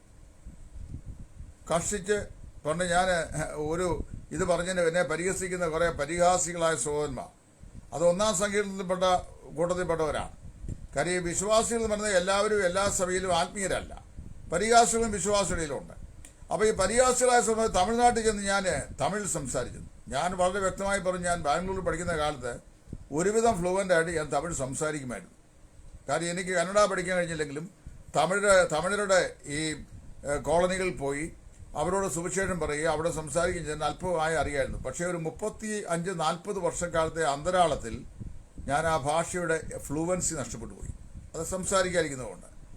അങ്ങനെ ഇരിക്കുന്ന സമയത്താണ് ഞാൻ തമിഴ്നാട്ടിൽ ഒരു സ്ഥലത്ത് ചെല്ലുമ്പോൾ ഒരു ചെറിയ കോട്ടയം മീറ്റിങ്ങിൽ എന്നോട് സംസാരിക്കാൻ സഹോദരന്മാർ ഉത്സാഹിപ്പിച്ചു. ഞാൻ പറഞ്ഞു, എനിക്ക് അല്പാൽപമായിട്ട് അറിയാം, പക്ഷേ ഒരു വെൽ കമ്മ്യൂണിക്കേഷൻ പ്രയാസമാണ് എന്ന് പറഞ്ഞു. പക്ഷേ ഞാൻ എഴുന്നേറ്റൊന്ന് ഞാൻ സംസാരിച്ചു. അപ്പോൾ ചെറിയ കൂടുവരവിൽ അത്യാവശ്യമായി സംസാരിക്കാനൊക്കെ ഇപ്പോഴും എനിക്കറിയാം, എല്ലാ ഭാഷയത്തിലെങ്കിലും. എന്നാൽ ഞാൻ സംസാരിച്ചപ്പോൾ അവർ പറഞ്ഞു, കുഴപ്പമില്ല, നന്നായിരിക്കുന്നു എന്ന് പറഞ്ഞു. അപ്പോൾ ഞാൻ എത്രയോ വർഷങ്ങൾക്ക് ശേഷമാണ് അത് സംസാരിച്ചത്. പക്ഷേ ഒരു കൺവെൻഷനിൽ തമിഴ്നാട്ടിൽ പോയിട്ട് സംസാരിക്കാൻ പറഞ്ഞാൽ എനിക്കറിയത്തില്ല. ഒരു കോട്ടയം മീറ്റിങ്ങിന് 10 പേരിക്കുന്ന ഒരു സദസ്സിൽ വെച്ച് എനിക്ക് വേണമെങ്കിൽ അല്പമായി ഗോസ്പൽ കമ്മ്യൂണിക്കേറ്റ് ചെയ്യാം. ഇതാണ് ഞാൻ പറഞ്ഞത്. പക്ഷേ അതിൻ്റെ അന്തസത്തയോ ഞാൻ പറഞ്ഞതോ മനസ്സിലാക്കാൻ കഴിയാതെ പിറകെ നടന്നിങ്ങനെ ഈ ചാബല്യത്തിലൂടി ഞാൻ തമിഴ്നാട്ടിൽ ചെയ്തപ്പോൾ പറഞ്ഞ ഭാഷ എന്താ, അത് നിങ്ങൾക്കുള്ള പ്രശ്നം എന്താ അറിയാവും. നിങ്ങൾക്ക് ഈ അന്യഭാഷ എന്ന് പറയുന്ന നിലയിൽ ഈ ജൽപ്പനങ്ങൾ പറഞ്ഞാൽ മാത്രമേ ആത്മീയതയിൽ ഒരു സംതൃപ്തി ഉണ്ടാകുകയുള്ളൂ. എനിക്ക് ആത്മീയതയിൽ സംതൃപ്തി ഉണ്ടാകുന്നത് അങ്ങനല്ല, തെളിവായ കാര്യം പറയുമ്പോഴാണ്, അല്ലാതെ വേറെ മനസ്സിലാക്കാൻ വയ്യാത്ത കാര്യം പറയുമ്പോഴല്ല. അപ്പം ഇവിടെ ഇതിൻ്റെ സായുക്തികത നമ്മളൊന്ന് ഗവേഷണം ചെയ്യുക. അപ്പോൾ ആ ഗവേഷണം ചെയ്യുമ്പോൾ ഈ സീക്വൻസ് അനുസരിച്ച് പ്രവർത്തികളുടെ പുസ്തകം പഠിച്ചു കഴിഞ്ഞാൽ ആദ്യം നിന്ന് പോയത് പരിശോധന ഈ അന്യഭാഷയാണ്.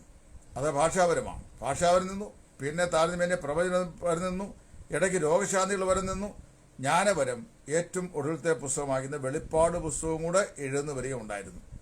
അപ്പോൾ അത് കഴിയുമ്പോൾ ജ്ഞാനപരവും നീങ്ങിപ്പോയി. അപ്പോൾ സ്നേഹം എന്ന് പറയുന്ന വരവുമായി ഇതിനെ താരതമ്യം ചെയ്യുമ്പോൾ ഈ പറയപ്പെട്ട നീങ്ങിപ്പോകുന്ന വരങ്ങളെക്കുറിച്ച് ആ പൗലോസ് 1:13 പറയുന്നത് അത് നീങ്ങിപ്പോയി. പക്ഷെ ഇന്ന് നമ്മളെന്ത് ചെയ്യുക, പ്രമാണ ലംഘികളായി സംസാരിക്കുന്ന വിഷയം. ഞാൻ എപ്പോഴും വേദപുസ്തകത്തിലെ ഉപദേശ സത്യങ്ങളെ ഡിഫെൻഡ് ചെയ്യാൻ ശ്രമിക്കുന്നത് ഒരു സഭയ്ക്ക് വേണ്ടിയല്ല. നിങ്ങൾക്ക് എല്ലാവർക്കും അറിയാവുന്നല്ലോ, ഇവിടെ ചില സഹോദരന്മാർ പറഞ്ഞു ബ്രദറുകാർക്ക് വേണ്ടി നമ്മുടെ കൊടിയുടെ ഒരു കൊടിത്തോട്ടത്തിൻ്റെ ഒരു ഫാനായിരിക്കുന്ന അനീഷ് കെ ബേബി മിർ സഹോദരൻ, അദ്ദേഹത്തെ ഞാൻ ബ്ലോക്ക് ചെയ്ത് കളഞ്ഞു കഴിഞ്ഞ ആഴ്ചയിൽ. കാരണം അറിയാമോ, എന്നെ അദ്ദേഹത്തിന് അറിയത്തില്ല, അയാൾ എന്നെ കണ്ടിട്ടില്ല, ഞാൻ അദ്ദേഹത്തെ കണ്ടില്ല. അയാൾ ഈ വെളിച്ചപ്പാടത്തെ സ്ത്രീ പറഞ്ഞ പോലെ ഇങ്ങനെ വന്ന എന്തോ എഴുതിയാലും ബ്രദറുകാർ മുഴുവൻ പേരും അംഗീകരിക്കാത്ത, ബ്രദറുകാരുടെ ഇടയിൽ അംഗീകാരമില്ലാത്ത, ശുശ്രൂഷകളില്ലാത്ത, ബ്രദറുകാർ വെറുക്കുന്ന ES തോമസ് പറഞ്ഞ് എഴുതും. അങ്ങേർക്ക് എന്നെ അറിയാൻ വയ്യ, ഞാൻ അയാളെ കണ്ടിട്ട് പോലുമില്ല. അയാൾ എവിടെ നിന്നൊക്കെയോ കുറേ പ്രീ കൺസീവ്ഡ് നോഷൻസ് ഒക്കെ. വേർപാടുകാർ ഞങ്ങളുടെ സിസ്റ്റം എന്ന് പറഞ്ഞു കഴിഞ്ഞാൽ പെന്തക്കോസ്റ്റൽ ചർച്ചസിനെ പോലെ അല്ല. പെന്തക്കോസ്റ്റൽ ചർച്ചസ് എല്ലാം ഇൻഡിപെൻഡൻ്റ് ആയിരിക്കുമ്പോൾ തന്നെ അതിനൊരു ഹെഡ് ക്വാർട്ടേഴ്സ് ഉണ്ട്, കുമ്മനാണ്ടുണ്ട്, അവിടുന്ന് ഒരു അല്പമായ നിയന്ത്രണമൊക്കെ ഉണ്ട്. എന്നാൽ ഞങ്ങളുടെ ചർച്ചസ് എല്ലാം ഇൻഡിപെൻഡൻ്റ്, അതിൻ്റേതായ ഗുണവും ദോഷവും ഉണ്ട്. ദോഷം പറഞ്ഞാൽ ഇവിടെ ഇപ്പോൾ ഒരു പ്രാദേശിക സഭയിൽ ഉള്ളതിലെ സിംഹഭാഗം ആളുകളും പിന്നെ ഈ നമുക്ക് എതിരായി നിന്ന് കഴിഞ്ഞാൽ നമ്മൾ ഒറ്റപ്പെട്ടു പോവുക, ആരും നമുക്ക് വേണ്ടി ഒരു ന്യായം പറയാനുണ്ടാവില്ല, സാധാരണ ദൈവം ഒഴികെ. അങ്ങനെയൊക്കെയുള്ള പ്രശ്നമാണ്. എന്നാൽ പെന്തക്കോസ്തുകാർ സഭയിൽ അങ്ങനെയല്ല. ഒരു പ്രാദേശിക സഭയിൽ ഒരു പ്രശ്നമുണ്ടായിട്ട് അത് അവിടെ തീരുന്നില്ല എങ്കിൽ കേന്ദ്രത്തിൽ ആ വിഷയം ഇടപെടുകയും അതിൻ്റെ പരിഹാരം പെടുത്തുവാനായിട്ട് ശ്രമിക്കുകയും ചെയ്യും, ഇല്ലെങ്കിൽ ഹോൾ അടച്ചിടും. അങ്ങനെ സാധാരണ ചെയ്യുന്നത്. അപ്പോൾ ഇതിനൊക്കെ കുറേ ഗുണങ്ങളും ദോഷങ്ങളും ഉണ്ട്. അപ്പോൾ ഈ സഹോദരൻ ഇങ്ങനെ പറഞ്ഞ് രാപകൽ വ്യക്തിഹത്യ ചെയ്തുകൊണ്ടിരിക്കുക. ഞാനിനി ഒരു പരമാർത്ഥം പറയാം. ഞങ്ങളുടെ വേർപാടുകാരുടെ എല്ലാവരും പിന്നെ സൽപ്പേരിൻ്റെ സർട്ടിഫിക്കറ്റ് കിട്ടിയിട്ടുള്ള സുവിശേഷന്മാർ വളരെ ചുരുക്കേ ഉള്ളൂ. കാരണം അറിയാമോ, അത് ചില ആൾക്കാർക്ക് ഇഷ്ടമുള്ളവരെ അവർ സ്വീകരിക്കുന്നു, ചിലരെ സ്വീകരിക്കുന്നില്ല. ഇപ്പം ഞാൻ ഇവിടെ ആയിരിക്കുമ്പോൾ തന്നെ പെന്തക്കോസ്തുകാർ സ്കൂളിലാണ് പഠിപ്പിച്ചുള്ളൂ. വായ്പാട്ട് ബ്രദറുകാരനകത്ത് എന്നെ അവർ കേട്ടിട്ടില്ല, ഞാനൊട്ട് അവിടെ അന്നെ കയറാൻ ശ്രമിച്ചിട്ടുമില്ല. അപ്പോൾ എന്നറിയോ, പായിപ്പാട്ട് തന്നെ വില്യമിനൊക്കെ അറിയാം, ഞാൻ അവിടുന്ന് ഇട്ടേച്ച് പോകുന്ന അല്ലെങ്കിൽ മരണപര്യന്തം എന്നെ അവരാരും വിടുകയില്ല. കാര്യം ഞാൻ അവിടെ വളരെ മാന്യമായി ദൈവദിന ക്ലാസ് പഠിച്ചുകൊണ്ടിരുന്ന ആളാണ്. വേർപാടുകാരനായിരുന്ന എന്നെ വെറുതുകാരനാണെന്ന് അറിഞ്ഞുകൊണ്ട് തന്നെയാണ് ഡോക്ടർ മാത്യൂസും ഡോക്ടർ അലക്സോട് അക്സെപ്റ്റ് ചെയ്തത്. ഹാബിൽ വർഗീസാനൊക്കെ എന്നെ വലിയ കാര്യമായിരുന്നു. ഞാൻ പോരാൻ നേരത്ത് അവരോട് പോകരുതെന്ന് കാല് പിടിച്ച് പറഞ്ഞാണ് ഞാൻ പോകുന്നതാണ്. എൻ്റെ അന്നേരത്തെ പ്രാരാബ്ദങ്ങളും ബുദ്ധിമുട്ടുകളും പ്രയാസങ്ങളും വൈഫിൻ്റെ അസുഖങ്ങളും കുഞ്ഞുങ്ങളുടെ പഠനമൊക്കെ കഴിയുമ്പോൾ എനിക്കത് കണ്ടിന്യൂ ചെയ്യാണ്ട് പറ്റിയില്ല, ഞാൻ പോകുന്നു. അല്ലെ ഇന്നും ഞാൻ അവിടെ പഠിപ്പിക്കും, എന്നോട് ജോലി ചെയ്തവരല്ല ഇപ്പോഴും അവിടെ പഠിപ്പിക്കുന്നുണ്ട്. അവർക്ക് എല്ലാവർക്കും എന്നെ ഇഷ്ടമായിരുന്നു, ടീച്ചേഴ്സിനൊക്കെ എന്നെ ഇഷ്ടമാണ്. ഞാൻ പഠിപ്പിച്ച എല്ലാ വിദ്യാർത്ഥികൾക്കും എന്നെ ഇഷ്ടമാണ്. അതായത് മൂന്ന് ബാച്ചിലായിട്ട് 4 വർഷം ഞാൻ 4-5 വർഷം ഞാൻ പഠിപ്പിച്ച് എത്രയോ പിള്ളേരുണ്ട്. ഒരു 700 ശിഷ്ടം കുഞ്ഞുങ്ങൾ കാണും. അവർക്കെല്ലാം എന്നെ ഇഷ്ടം, ആൺ പെണ്ണുകൾക്ക്. അതറിയാമോ? ഞാൻ അവരെ ദൈവവചനം പഠിപ്പിച്ച ഒരു അധ്യാപകനാണ്. എന്നോട് അവർക്കെല്ലാം വളരെ ബഹുമാനവും സ്നേഹമുണ്ട്, തികഞ്ഞ ബഹുമാനവും സ്നേഹമുണ്ട്. ഇപ്പോഴും അങ്ങനെ അവരോട് ഇടപെടുന്നത്. അപ്പം ഞാൻ പറഞ്ഞതെന്നറിയാമോ? അപ്പോൾ അവരോട് ആരോടും ഒരു വിരോധം കൊണ്ടല്ല ഞാൻ ഈ പറയുന്നത്. ഞാൻ ദൈവവചനം പഠിച്ചിട്ട് ഈ കാര്യങ്ങൾ പറയുക ചെയ്യുക. അപ്പോൾ ദൈവത്തിൻ്റെ പരിശുദ്ധാത്മാവ് ഒരു ക്രമം, പൗലോസ് അപ്പോസ്തലനെ കൊന്നു ദൈവം കലക്കത്തിൻ്റെ ദൈവമല്ല. He is a god of orderliness. അവന് ക്രമരാഹിത്യം ചെയ്യാത്ത ദൈവമാണ്, ക്രമമുള്ളവനാണ്. അതുകൊണ്ടാണ് let everything be done decently and orderly എന്ന അപ്പോസ്തലൻ പറയുന്നത്. എല്ലാം ചന്തവും ഉചിതവുമായി നടക്കട്ടെ. അപ്പോൾ ഈ ചന്തവും ഉചിതമായി നടക്കുന്നതിൻ്റെ ക്രമമാണ് പറയുന്നത്. കോൺഗ്രിഗേഷനിൽ ഒരാൾ സംസാരിച്ചാൽ രണ്ട് റൂളേ ഉള്ളൂ അന്യഭാഷാ ഭാഷത്തിന്.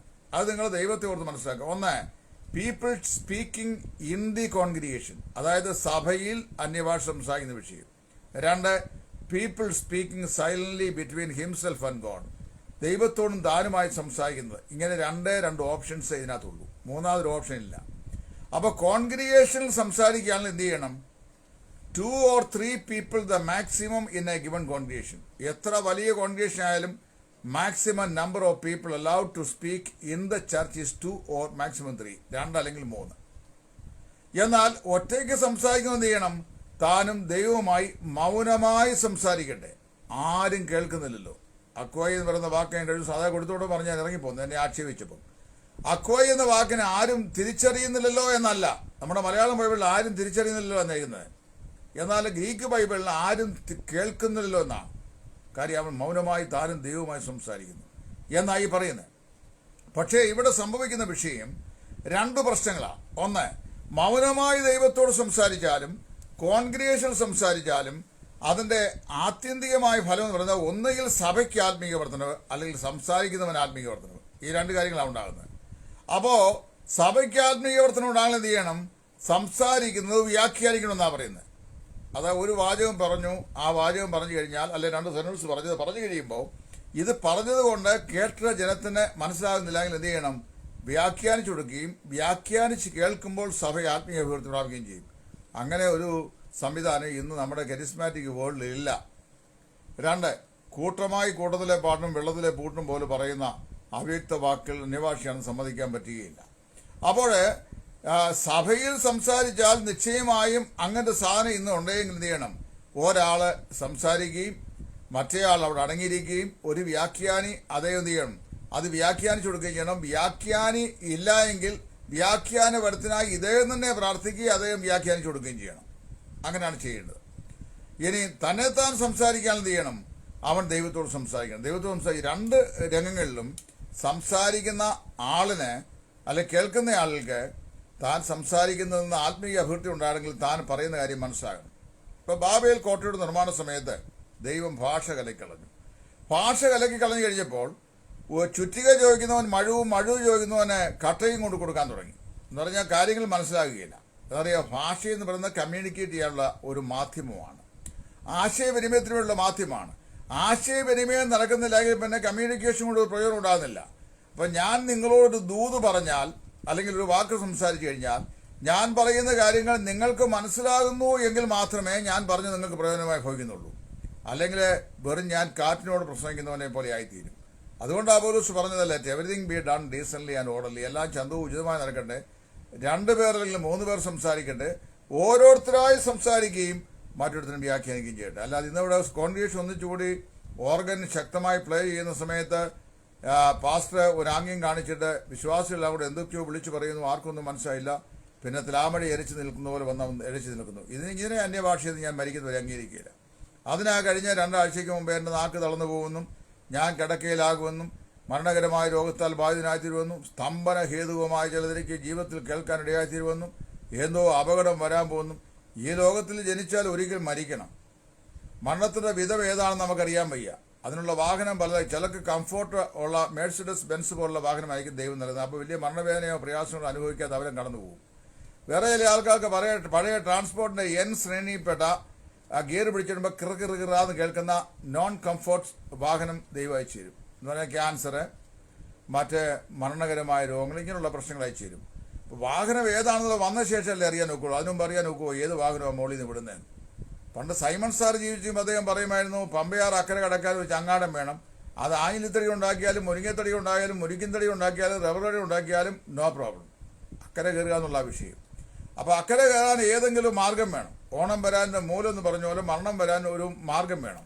അത് നാച്ചുറൽ ഡെത്ത് ആവാം, ചിലപ്പോൾ സംസാരിച്ചുകൊണ്ടിരിക്കുമ്പോൾ കടന്നു പോകുകയാവാം, ചിലപ്പോൾ ഉറക്കത്തിൽ പോകുകയാകാം, ചിലപ്പോൾ കുറേ കാലം കടന്ന് കഷ്ടപ്പെട്ടു പോകുകയായിരിക്കാം, ചിലപ്പോൾ മറ്റേതെങ്കിലും രോഗങ്ങളാൽ ബാധിതരായി വരികയായിരിക്കാം. ഇതെല്ലാം ദൈവേഷ്ടമാണ്. എന്താണെന്ന് നമുക്കറിയാൻ വയ്യ. ഏതായാലും നമുക്ക് ദൈവം അയക്കുന്ന വാഹനത്തെ കയറി വെക്കുള്ളൂ, വേറൊരു മാർഗ്ഗമില്ലല്ലോ. ഒരു ചോയ്സ് ഇല്ല. ചോയ്സ് ഇല്ലാത്ത ഒന്നാണ് മരണം എന്ന് പറയുന്നത്. എനിക്ക് ഇന്ന നിലയിൽ മരിക്കണം എന്ന് ദൈവത്തോട് ചോദിക്കാൻ അവകാശമില്ല. കാരണം വെച്ചാൽ God has already decide how we should taste death, എങ്ങനെയാണ് മരിക്കുന്നത്. അപ്പോൾ അതുകൊണ്ട് വാസ്തവത്തിൽ അതൊക്കെ വെറും ജൽപ്പനം എന്നുള്ളേ ഉള്ളൂ. അതല്ല ഇവിടെ പറയേണ്ട വിഷയം. ഇവിടെ പറയുന്ന വിഷയം, are be strictly adhering to the principles or rules governed by apostle Paul in speaking in tongues. അന്യഭാഷയിൽ സംസാരിക്കുന്ന അപ്പോസ്റ്റലായ പൗലോസ് പറഞ്ഞ റൂൾസ് നമ്മൾ പാലിക്കുന്നുണ്ടോ എന്നുള്ളതാണ് ആദ്യ വിഷയം. If we are speaking out of rules, അതായത് റൂൾസ് പ്രകാരമല്ല സംസാരിക്കുന്നതെങ്കിൽ, it is definitely understood that the tongue what we speak is not tongue at all, and it is not being given by the Holy Spirit of God. അവിടെയാണ് പൗലോസ് പറഞ്ഞത്, ദൈവം കലക്കത്തിന് ദൈവമല്ല, പിന്നെ ക്രമത്തിന് ദൈവമാണ്. അപ്പോൾ ദൈവം ഒരിക്കലും നമുക്ക് കലക്കത്തിൻ്റെ ആത്മാവിനെ തരികയില്ല. അപ്പോൾ നമുക്കത് ആ നിലയിൽ മനസ്സിലാക്കാൻ കഴിയുന്നില്ല, വ്യാഖ്യാനിയുമില്ല. അതുകൊണ്ട് പ്രത്യേകിച്ച് യാതൊരു അനുഭൂതിയും ഉണ്ടാവുന്നില്ല എങ്കിൽ അത് ദൈവത്തിൻ്റെ ആത്മാവ് തന്നതല്ല എന്നതിൻ്റെ അർത്ഥം. ദൈവത്തിൻ്റെ ആത്മാവ് സുബോധത്തിൻ്റെയും വിവേകത്തിൻ്റെയും ആത്മാവാണ്. ഒന്ന് പറഞ്ഞിട്ട് മറ്റൊന്ന് ചെയ്യുന്ന ആളല്ല ദൈവത്തിൻ്റെ ആത്മാവ് എന്ന് മനസ്സിലാക്കുക. രണ്ടാമത്തെ വിഷയം, എനിക്ക് ഈ പെന്തക്കോസ്തൽ സഭാ വിഭാഗങ്ങളിൽ അന്യഭാഷ പറയാത്ത ഭക്തന്മാരായ ഒരുപാട് ആളുകളെ അറിയാം നേരിട്ട്. വളരെയധികം ആളുകളുമായിട്ട് ബന്ധമുണ്ട്, പേഴ്സണലി ബന്ധമുണ്ട്. കാര്യം എനിക്ക് ആരെയും പകയ്ക്കുന്ന ഇഷ്ടമല്ല. ഇപ്പോൾ ചില ആളുകൾ ചിന്തിക്കുന്നത് അറിയാവും, ഇപ്പോൾ ഒരു വേർപാടുകാരനല്ലെങ്കിൽ പിന്നെ ആളിനെ ഒരു അറയ്ക്കത്തക്ക നിലയിലുള്ള ബന്ധത്തിലെ അദ്ദേഹത്തോട് സംസാരിക്കാവൂ, അകലം വിട്ടേ നിൽക്കാവും. ഞാൻ കണ്ടതല്ല, സഹോദരന്മാരോട് വളരെ അടുത്തിടപെടും. ഞാൻ നമ്മുടെ വില്യം വടശ്ശേരിക്കരെ കൊണ്ടൊരു മീറ്റിംഗ് വെച്ചു 2 വർഷം മുമ്പ്, 1.5 വർഷമായി. അപ്പോൾ ഞാൻ ബില്ലോട് പറഞ്ഞു, ഞാൻ വരുന്നു പറഞ്ഞു. ഞാനവിടെ ചെന്നു. നല്ലൊരു സംഗീത സദസ്സായിരുന്നു. അപ്പോൾ അവിടെ ഇഷ്ടംപോലെ പാസ്റ്റേഴ്സൊക്കെ ഉണ്ട്. അവരുടെ ശുശ്രൂഷയാണ്. എന്നെ അവിടെ പ്രത്യേകിച്ച് വിളിക്കേണ്ട കാര്യമൊന്നുമില്ല. പക്ഷേ അതിനിടയ്ക്ക് ഒരു 5 മിനിറ്റ് സമയം എനിക്ക് സംസാരിക്കാൻ അവസരം തന്നു. അത് അവരുടെ കൃതാർത്ഥതയും ആ നല്ല സമീപനവുമാണ്. ഞാൻ എവിടെ ചെന്നാൽ എഴുതരും, ഇവിടുത്തെ ഏത് സൂക്ഷിക്കുന്നാലും എന്നെ ആ സ്റ്റേജിൽ പിടിച്ച് അവരിരുത്തുകയും എനിക്ക് അവസരങ്ങൾ തരികയും ചെയ്യും. എന്നാൽ ഞാൻ നിൽക്കുന്ന സമൂഹത്തിലെ ആൾക്കാരുടെ അടുത്ത് സ്റ്റേജ് ഞാൻ കയറാനും പോകാറില്ല. എന്നാൽ ഏറ്റവും ഒടുവിൽ ആ ചുങ്കക്കാരൻ പ്രാർത്ഥിക്കാൻ നിന്ന സ്ഥലത്തെ ഞാൻ നിൽക്കാറുള്ളൂ. അങ്ങനെ ആ സാധാരണ നിൽക്കുന്നത് ഞാൻ പറഞ്ഞറിയാവും. അതുകൊണ്ട് എനിക്ക് നിങ്ങളിൽ ആരോടും ഒരു പ്രയാസമില്ല, അല്ലെ വിരോധമൊന്നുമില്ല. പിന്നെ കൊടുത്തോട്ടത്തിൻ്റെ തന്ത്രം പോലുള്ള തന്ത്രങ്ങൾ എനിക്കിഷ്ടമല്ല. അതായത് ഏത് സംസാരിച്ചാലും ജയിക്കാൻ വേണ്ടി കള്ളം പറയുക, അല്ലെങ്കിൽ ഒരു പറയാത്ത കാര്യം പറഞ്ഞ് ഒരാളെ അടിച്ചേൽപ്പിക്കുക, ഒന്നും ഞാൻ ചെയ്യുകയില്ല. എനിക്കത് ഇഷ്ടമല്ല. കാര്യം അതിനൊരു that is not Christian etiquette. Christian എറ്റിക്വേറ്റിൽ പെട്ട വിഷയമല്ല അത്. നമുക്ക് ആശയസമ്പാദമായത് പറയുമ്പോൾ കാര്യങ്ങൾക്ക് ഏറ്റക്കുറിച്ചുണ്ടാവും. വ്യക്തമാകാത്ത കാര്യങ്ങളുണ്ടെങ്കിൽ കുറേ കൂടുതൽ വ്യക്തതയോടെ പഠിക്കും. പഠിച്ച ശേഷം പ്രസൻറ്റ് ചെയ്യും. അപ്പോൾ ഇവിടെ നിങ്ങൾ മനസ്സിലാക്കിയ കാറ്റഗറിയോ പാവുകയോ എന്ന് പറയുന്നത് 2 വാക്കിൽ, ഒന്ന് മിഡിൽ വോയിസിലും മറ്റേത് പാസീവ് വോയിസിലും ഉപയോഗിക്കുന്നത്. പാസീവ് വോയിസിൽ ഉപയോഗിക്കുന്നത് it is been caused to stop by external force. അതാണ് പ്രവചനത്തിന് ജ്ഞാനവരം നിന്ന കാര്യം. ജ്ഞാനവരം കൊടുത്ത ദൈവം എന്താവശ്യം വേണ്ടി അത് കൊടുത്തു. അത് കഴിഞ്ഞപ്പോൾ എന്ത് ചെയ്തു? ദൈവം തന്നെ അത് പിൻവലിച്ചു. പ്രവചനം ദൈവം എന്തിനു വേണ്ടി കൊടുത്തോ ദൈവം തന്നെ അത് പിൻവലിച്ചു. എന്നാൽ അന്യഭാഷാപരം എന്ന് പറയുന്ന ഭാഷാപരം എന്നത് ഇൻബിൽറ്റായി നൽകപ്പെട്ട കൃപാവരങ്ങളൊന്നാണ്. അത് ഒരാൾ രക്ഷിക്കപ്പെട്ടപ്പോൾ അവൻ തന്നെ ഇൻബിൽറ്റാണ്. അപ്പോൾ എല്ലാവർക്കും ഭാഷ ജ്ഞാനമില്ലല്ലോ. ഇപ്പോൾ എല്ലാ ആൾക്കാർക്കും വിധങ്ങളായ ഭാഷ പഠിക്കാനുള്ള ജ്ഞാനമില്ല. ചില ആൾക്കാർ വളരെ വ്യക്തമായ ഭാഷ പഠിക്കും. വില്യം ഗേറിയെക്കുറിച്ച് വായിക്കുന്ന അദ്ദേഹം 6 മാസം ഇംഗ്ലണ്ടിൽ നിന്ന് യാത്ര പുറപ്പെട്ട് കൽക്കട്ടയിലേക്ക് വരുന്ന വഴിക്ക് ഷിപ്പെ വെച്ച് 6 മാസത്തെ യാത്രയിൽ തന്നെ 8 ലാംഗ്വേജ് അദ്ദേഹം വശമാക്കിയിരുന്നു. ഏതാണ്ട് 18ലധികം ഭാഷകൾ അനായാസേന അദ്ദേഹം കൈകാര്യം ചെയ്യുമായിരുന്നു. അതായത് അദ്ദേഹത്തിന് ലഭിച്ച പ്രത്യേകമായ കഴിവ്. എല്ലാവർക്കും ആ കഴിവില്ല. ഇപ്പോൾ തിരുവട്ടാർ ആർ കൃഷ്ണൻകുട്ടി അവർകൾ അദ്ദേഹം ഹിന്ദി പഠിക്കണം പറഞ്ഞിട്ട് ബോംബെ പോയി 1-2 ആഴ്ച താമസിച്ചു. പക്ഷേ പോയിട്ട് തിരിച്ചു പോകുന്നു. പറഞ്ഞു എന്നെ കൊണ്ട് ഹിന്ദി പഠിക്കാൻ പറ്റുന്നു. ഹിന്ദി ഒരു ലളിതമായ ഭാഷയാണെന്നാണ് പറയുന്നത്. പക്ഷേ എൻ്റെ സ്ഥിതി തന്നെയാണ്, എനിക്ക് ഹിന്ദി പഠിക്കാൻ സാധിക്കുന്നില്ല. അപ്പോൾ അതേ സമയത്ത് നമുക്ക് മറ്റുള്ള ഭാഷകൾ പഠിക്കാനായിട്ട് ഉള്ള താല്പര്യം ചിലതൊക്കെ ഉണ്ട്, പഠിക്കുകയും ചെയ്തുകൊണ്ട്. അപ്പോൾ എല്ലാവർക്കും ആ ഭാഷ പഠിക്കാനുള്ള പ്രത്യേകമായ കഴിവ് ഇല്ല. അപ്പോൾ ഏതായാലും ഒരു വസ്തു മനസ്സിലാക്കേണ്ടത്, ഈ ഭാഷാപരം ദൈവം കൊടുത്തത് താൽക്കാലികമായ ആവശ്യത്തിന് വേണ്ടി ആയിരുന്നു എന്നാണ് മനസ്സിലാക്കി കഴിയുന്നത്. ആ ആവശ്യം കഴിഞ്ഞപ്പോൾ ഒരു ബാറ്ററി ഡിസ്ചാർജായി നിർവീര്യമായി പോകുന്ന പോലെ ഈ ഭാഷാവരവും എന്ത് ചെയ്തു? നിർവീര്യമായി, അത് ഉപയോഗത്തിൽ ഇല്ലാത്തതായി മാറി എന്നാണ് മനസ്സിലാക്കാൻ സാധിക്കുന്നത്. വേദപുസ്തകം അങ്ങനെ ഞാൻ അതിൻ്റെ പശ്ചാത്തലത്തിൻ്റെ വെളിച്ചത്തിൽ അതിനെ വായിക്കുകയും വ്യാഖ്യാനിക്കുകയും ചെയ്യുമ്പോൾ പൗലോസ് പറഞ്ഞു വരുന്നതിൻ്റെ സാരം, ഈ പ്രവചനപരമോ അത് നീങ്ങിപ്പോകും, ജ്ഞാനപരമോ അത് നീങ്ങിപ്പോകും, ഭാഷാപരമോ അത് നിന്നുപോകും, എന്നാൽ സ്നേഹം ഒരു നാളും ഉതിർന്നു പോകുകയില്ല. അപ്പം ഒരിക്കലും നഷ്ടപ്പെടാതെ നിതാന്തമായി നിൽക്കുന്ന ഏക വരം എന്ന് പറയുന്നത് സ്നേഹമാണ്. അതൊരു നാളും ഉതിർന്നു പോകരുത് പറയാൻ വേണ്ടിയായി നീങ്ങിപ്പോയതിൻ്റെ കാര്യത്തെക്കുറിച്ച് അപ്പോസ്തലൻ പറയുന്നു. ഇത് ആ നിലയിൽ വ്യാഖ്യാനിച്ച് പഠിക്കണം. അല്ലാതെ ഏതെങ്കിലും ഒരു സഭയുടെ വ്യാജമായ അല്ലെങ്കിൽ തെറ്റായ ധാരണകളിൽ നിന്ന് ഉരുത്തിരിഞ്ഞ ആശയങ്ങളെ ക്രോഡീകരിച്ചുണ്ടാക്കിയ പുസ്തകങ്ങൾ കൊണ്ടോ പ്രസംഗങ്ങൾ കൊണ്ടോ ഒന്നും എന്ത് ചെയ്യരുത്, നമ്മളങ്ങനെ പഠിക്കാൻ പാടില്ല. ഇപ്പം പെന്തക്കോസ്തുകാരുടെ പ്രശസ്തനായിരിക്കുന്ന പ്രസംഗിയാണ് പാസ്റ്റർ കെ.സി. ജോൺ. അദ്ദേഹം അഭിഷേകത്തെക്കുറിച്ച് കൊമ്പനാട്ട് കഴിഞ്ഞ ഞങ്ങൾക്കൊരു മെസ്സേജ് പറഞ്ഞു. അദ്ദേഹം പറയുമ്പോൾ അദ്ദേഹം വളരെ വ്യക്തമായി പറഞ്ഞു, no Christian believer in the New Testament era is to have the anointing of the Holy Spirit personally. അതായത് ക്രിസ്തീയ കാലഘട്ടത്തിൽ ഒരു വിശ്വാസി പോലും പരിശുദ്ധാത്മാവിന്റെ അഭിഷേകം വ്യക്തിപരമായി പ്രാപിക്കാൻ കഴിയുകയില്ല. അതിന്റെ ആവശ്യമില്ല. കാരണം എന്ന് വെച്ചാൽ അഭിഷിക്തൻ കർത്താവാണ്. രക്ഷിക്കപ്പെട്ടവർ അഭിഷിക്തനായ കൃഷ്ണനോട് ചേർന്ന് അഭിഷേകം പ്രാപിച്ചവരായി തീർന്നിരിക്കുക. അവർക്ക് പ്രത്യേക അഭിഷേകം ഇല്ല എന്ന് അദ്ദേഹം പറഞ്ഞു. ഇതല്ലേ ഞാനും പറഞ്ഞുകൊണ്ടിരിക്കുന്ന ഏറിയ കാലങ്ങളായി. അദ്ദേഹം പറഞ്ഞാൽ ശല്യമില്ല, ഞാൻ പറഞ്ഞാൽ ശല്യം. അതെങ്ങനെയാ വെക്കുന്നത്? അപ്പം ഇങ്ങനെയാ ദൈവവചനം പറയുന്നത്. അപ്പം അതുകൊണ്ട് ഈ നിന്നു പോകുമെന്ന് പൗലോസ് അപ്പോസ്തലൻ 1:13 പറഞ്ഞിരിക്കുന്ന കൃപാവരങ്ങൾ, ആ കൃപാവരങ്ങളിൽ അവ താൽക്കാലികം തന്നെയായിരുന്നു. അപ്പോൾ എന്നോട് കൊടുത്തോട്ടം ചോദിച്ച ചോദ്യം, കൃപാവരങ്ങളെ താൽക്കാലികമെന്നും നിലനിൽക്കുന്നതെന്നും ബോധരിക്കാൻ വേദപുസ്തകയുടെ വാക്യം? വേദപുസ്തകത്തിൽ അതിന് വാക്യമൊന്നുമില്ല. എന്നാൽ നമ്മൾ അതിൻ്റെ കോണ്ടെക്സ്റ്റ് പഠിക്കുമ്പോൾ അങ്ങനെയാണ് മനസ്സിലാക്കാൻ സാധിക്കുന്നത്.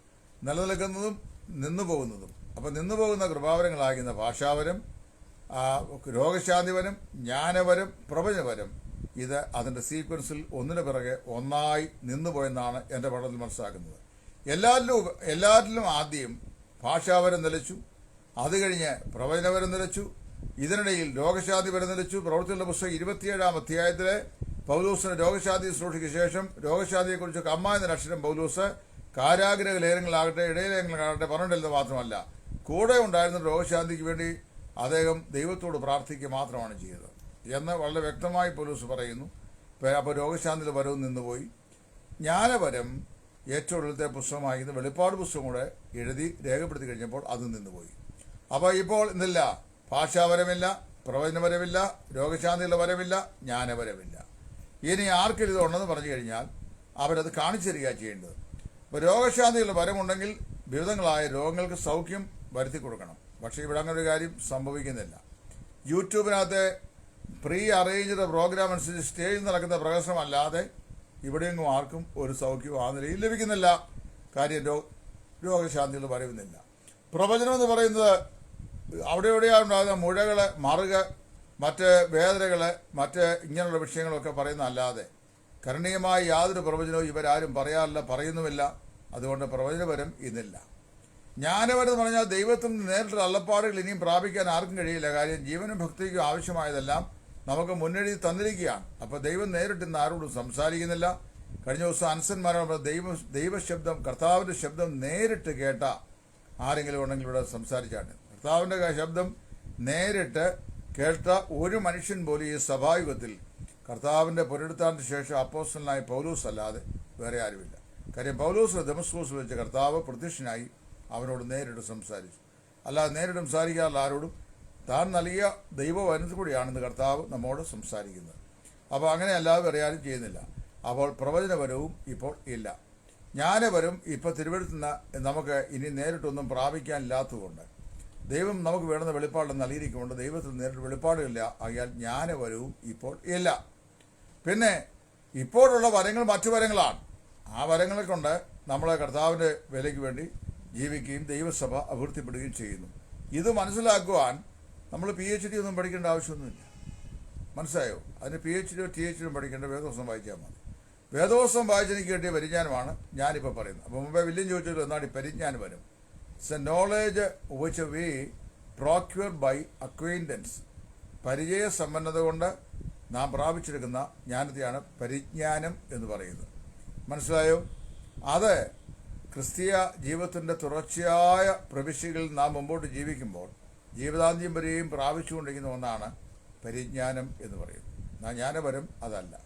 ഇതിനെ ആ നിലയിൽ ഡിഫറൻഷ്യേറ്റ് ചെയ്ത് നമുക്ക് പഠിക്കാൻ സഹിഷ്ണുതയും ഒരു നല്ല മനസ്സുമുണ്ടെങ്കിൽ യാതൊരു പ്രയാസവും കൂടാതെ നിഷ്പക്ഷ ബുദ്ധിയ നിന്നുപോയ കൃപാവരങ്ങൾ ഏതൊക്കെയാണ്, എപ്പോൾ അത് നിന്നുപോയി എന്ന് പറയുന്നൊരു ലോജിക്ക് എന്താണ്, ഈ കാര്യങ്ങളെല്ലാം നമുക്ക് മനസ്സിലാക്കാൻ സാധിക്കും. അതിന് ആരുടെ ഒരു സഭയുടെ വായിക്കപ്പിൻ്റെ ആവശ്യമില്ല. മനസ്സിലായോ? ഒരു സഭയുടെയും വായിക്കപ്പിൻ്റെ ആവശ്യമില്ല ഇത് മനസ്സിലാക്കാൻ വേണ്ടി. ഇപ്പം ഞാൻ മാർത്തോമയിൽ നിന്ന് രക്ഷിക്കപ്പെട്ട് വേർപാട് സഭ വന്ന ശേഷം ഇങ്ങനെയൊക്കെ പഠിപ്പിക്കാമെങ്കിൽ നിന്നെ ഞങ്ങൾ വാലല്ല തലയാക്കാമെന്നൊന്നും എന്നോടാരും പറഞ്ഞിട്ടില്ല. അത് തന്നെയല്ല, ഞാനിവിടെ പറയപ്പെടുന്ന ഒരു ഉപദേശ സത്യങ്ങൾക്ക് എൻ്റെ പിറകിൽ യാതൊരു വ്യക്തിയും അങ്ങനെ ചെയ്യരുത്, ഇങ്ങനെ ചെയ്യരുത്. പിന്നെ വേറെ ചില വിഷയങ്ങൾ, അതായത് ക്രമരഹിതമായ ചില മാലിന്യ സംഭവങ്ങൾ, ഉപദേശ വിഷയത്തിൽ മാലിന്യം കലർന്ന ചില സംഭവങ്ങൾ ഞങ്ങളുടെയൊക്കെ സഭകൾ ഇടയ്ക്കിടയ്ക്ക് ചില വൈവാഹിക ബന്ധുക്കൾ ഉണ്ടാകാറുണ്ട്. അതേക്കുറിച്ചൊക്കെ സംസാരിക്കുമ്പോൾ ഇവ കാര്യങ്ങൾ സംസാരിക്കുന്നത് ചില ആൾക്കാർ എന്നോട് തർജ്ജനം ചെയ്തിട്ടുള്ളതല്ലാതെ വേറെ ആരും എന്നോട് ഇങ്ങനെ പറഞ്ഞിട്ടില്ല. ഞാൻ എൻ്റെ സ്വതന്ത്ര ബുദ്ധി ദൈവം തന്നിരിക്കുന്ന പരിജ്ഞാനം ദൈവത്തിൻ്റെ മുഖത്തിനായി ഉപയോഗിച്ചുകൊണ്ടാണ്ടിരിക്കുന്നത്. അതുകൊണ്ട് വാത്സല്യ സഹോദരന്മാരെ, നിങ്ങളെന്ത് ചെയ്യാണ്? നിങ്ങൾ മുൻവിധി കൂടാതെ 1 കൊരിന്ത്യർ 13:8 മുതൽ 10 വരെയുള്ള വാക്യങ്ങൾ വായിക്കുക. അവിടെ പൗലോസ് പറയുന്നു, നാം ഇപ്പോൾ അംശമായി മാത്രം അറിയുന്നു, അംശമായി മാത്രം പ്രവചിക്കുന്നു. പ്രവചനപരമോ നീങ്ങിപ്പോകും, ഭാഷാപരമോ നിന്നുപോകും, ജ്ഞാനമോ നീങ്ങിപ്പോകും. എന്നാൽ എന്ത് ചെയ്യുന്നു? പൂർണ്ണമായത് വരുമ്പോൾ അംശമായത് നീങ്ങിപ്പോകും. പൂർണ്ണമായതിൻ്റെ ലിസ്റ്റിൽ പൂർണ്ണമായതിനോട് ചേർത്ത് ഇവിടെ ഭാഷാപരത്തിൽ പ്രവചനപരത്തെയും ജ്ഞാനപരത്തെയും പറഞ്ഞിട്ടുണ്ട്. ഭാഷാപരം അതിന് മുമ്പ് തന്നെ നിന്നുപോയെന്നാണ് തെളിവ്. അപ്പോൾ അതുകൊണ്ട് പിന്നെ അങ്ങനെയാണെങ്കിൽ ഇന്ന് സംസാരിച്ചു കേൾക്കുന്ന ഭാഷ എന്താണെന്നുള്ളതാണ് ചോദ്യം. ഇന്ന് സംസാരിച്ചു കേൾക്കുന്ന ശബ്ദത്തെ ഭാഷ എന്ന് പറയാൻ കഴിയില്ല. കാര്യം ലോകത്തിലെ ലിപിയില്ലാത്ത ഭാഷകൾക്ക് പോലും ഫോണറ്റിക് ഉണ്ട്. അത് കേട്ടാൽ മനസ്സിലാക്കാൻ സാധിക്കും.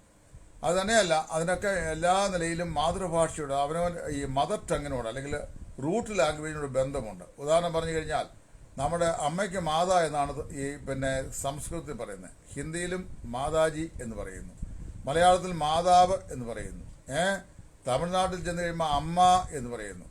അപ്പോൾ അങ്ങനെ ഇതിനെല്ലാം ഒരു റൂട്ടിലേക്കുള്ള ഒരു ബന്ധമുണ്ട്. അപ്പോൾ ഇത് കേട്ട് കഴിയുമ്പോൾ നമുക്ക് മനസ്സിലാക്കാൻ സാധിക്കും. ഇപ്പോൾ തമിഴ്നാട്ടിൽ ചെന്ന് കഴിഞ്ഞാൽ തമിഴന്മാരായ സഹോദരന്മാർ പ്രാർത്ഥിക്കുമ്പോൾ പരലോകത്തിൻ തകപ്പനെ ഉമ്മയുടെ കുമാരരാകിയ യേശു സ്വാമിயின் അൻപുള്ള നാമത്തിനാലെ അൻപോട് വഴക്കിറെ അപ്പ എന്ന് പറയുന്ന പ്രാർത്ഥന കേട്ട് കഴിയുമ്പോൾ വാസ്തവത്തിൽ നല്ല ഭക്തിപരമായ പ്രാർത്ഥനയാണ്.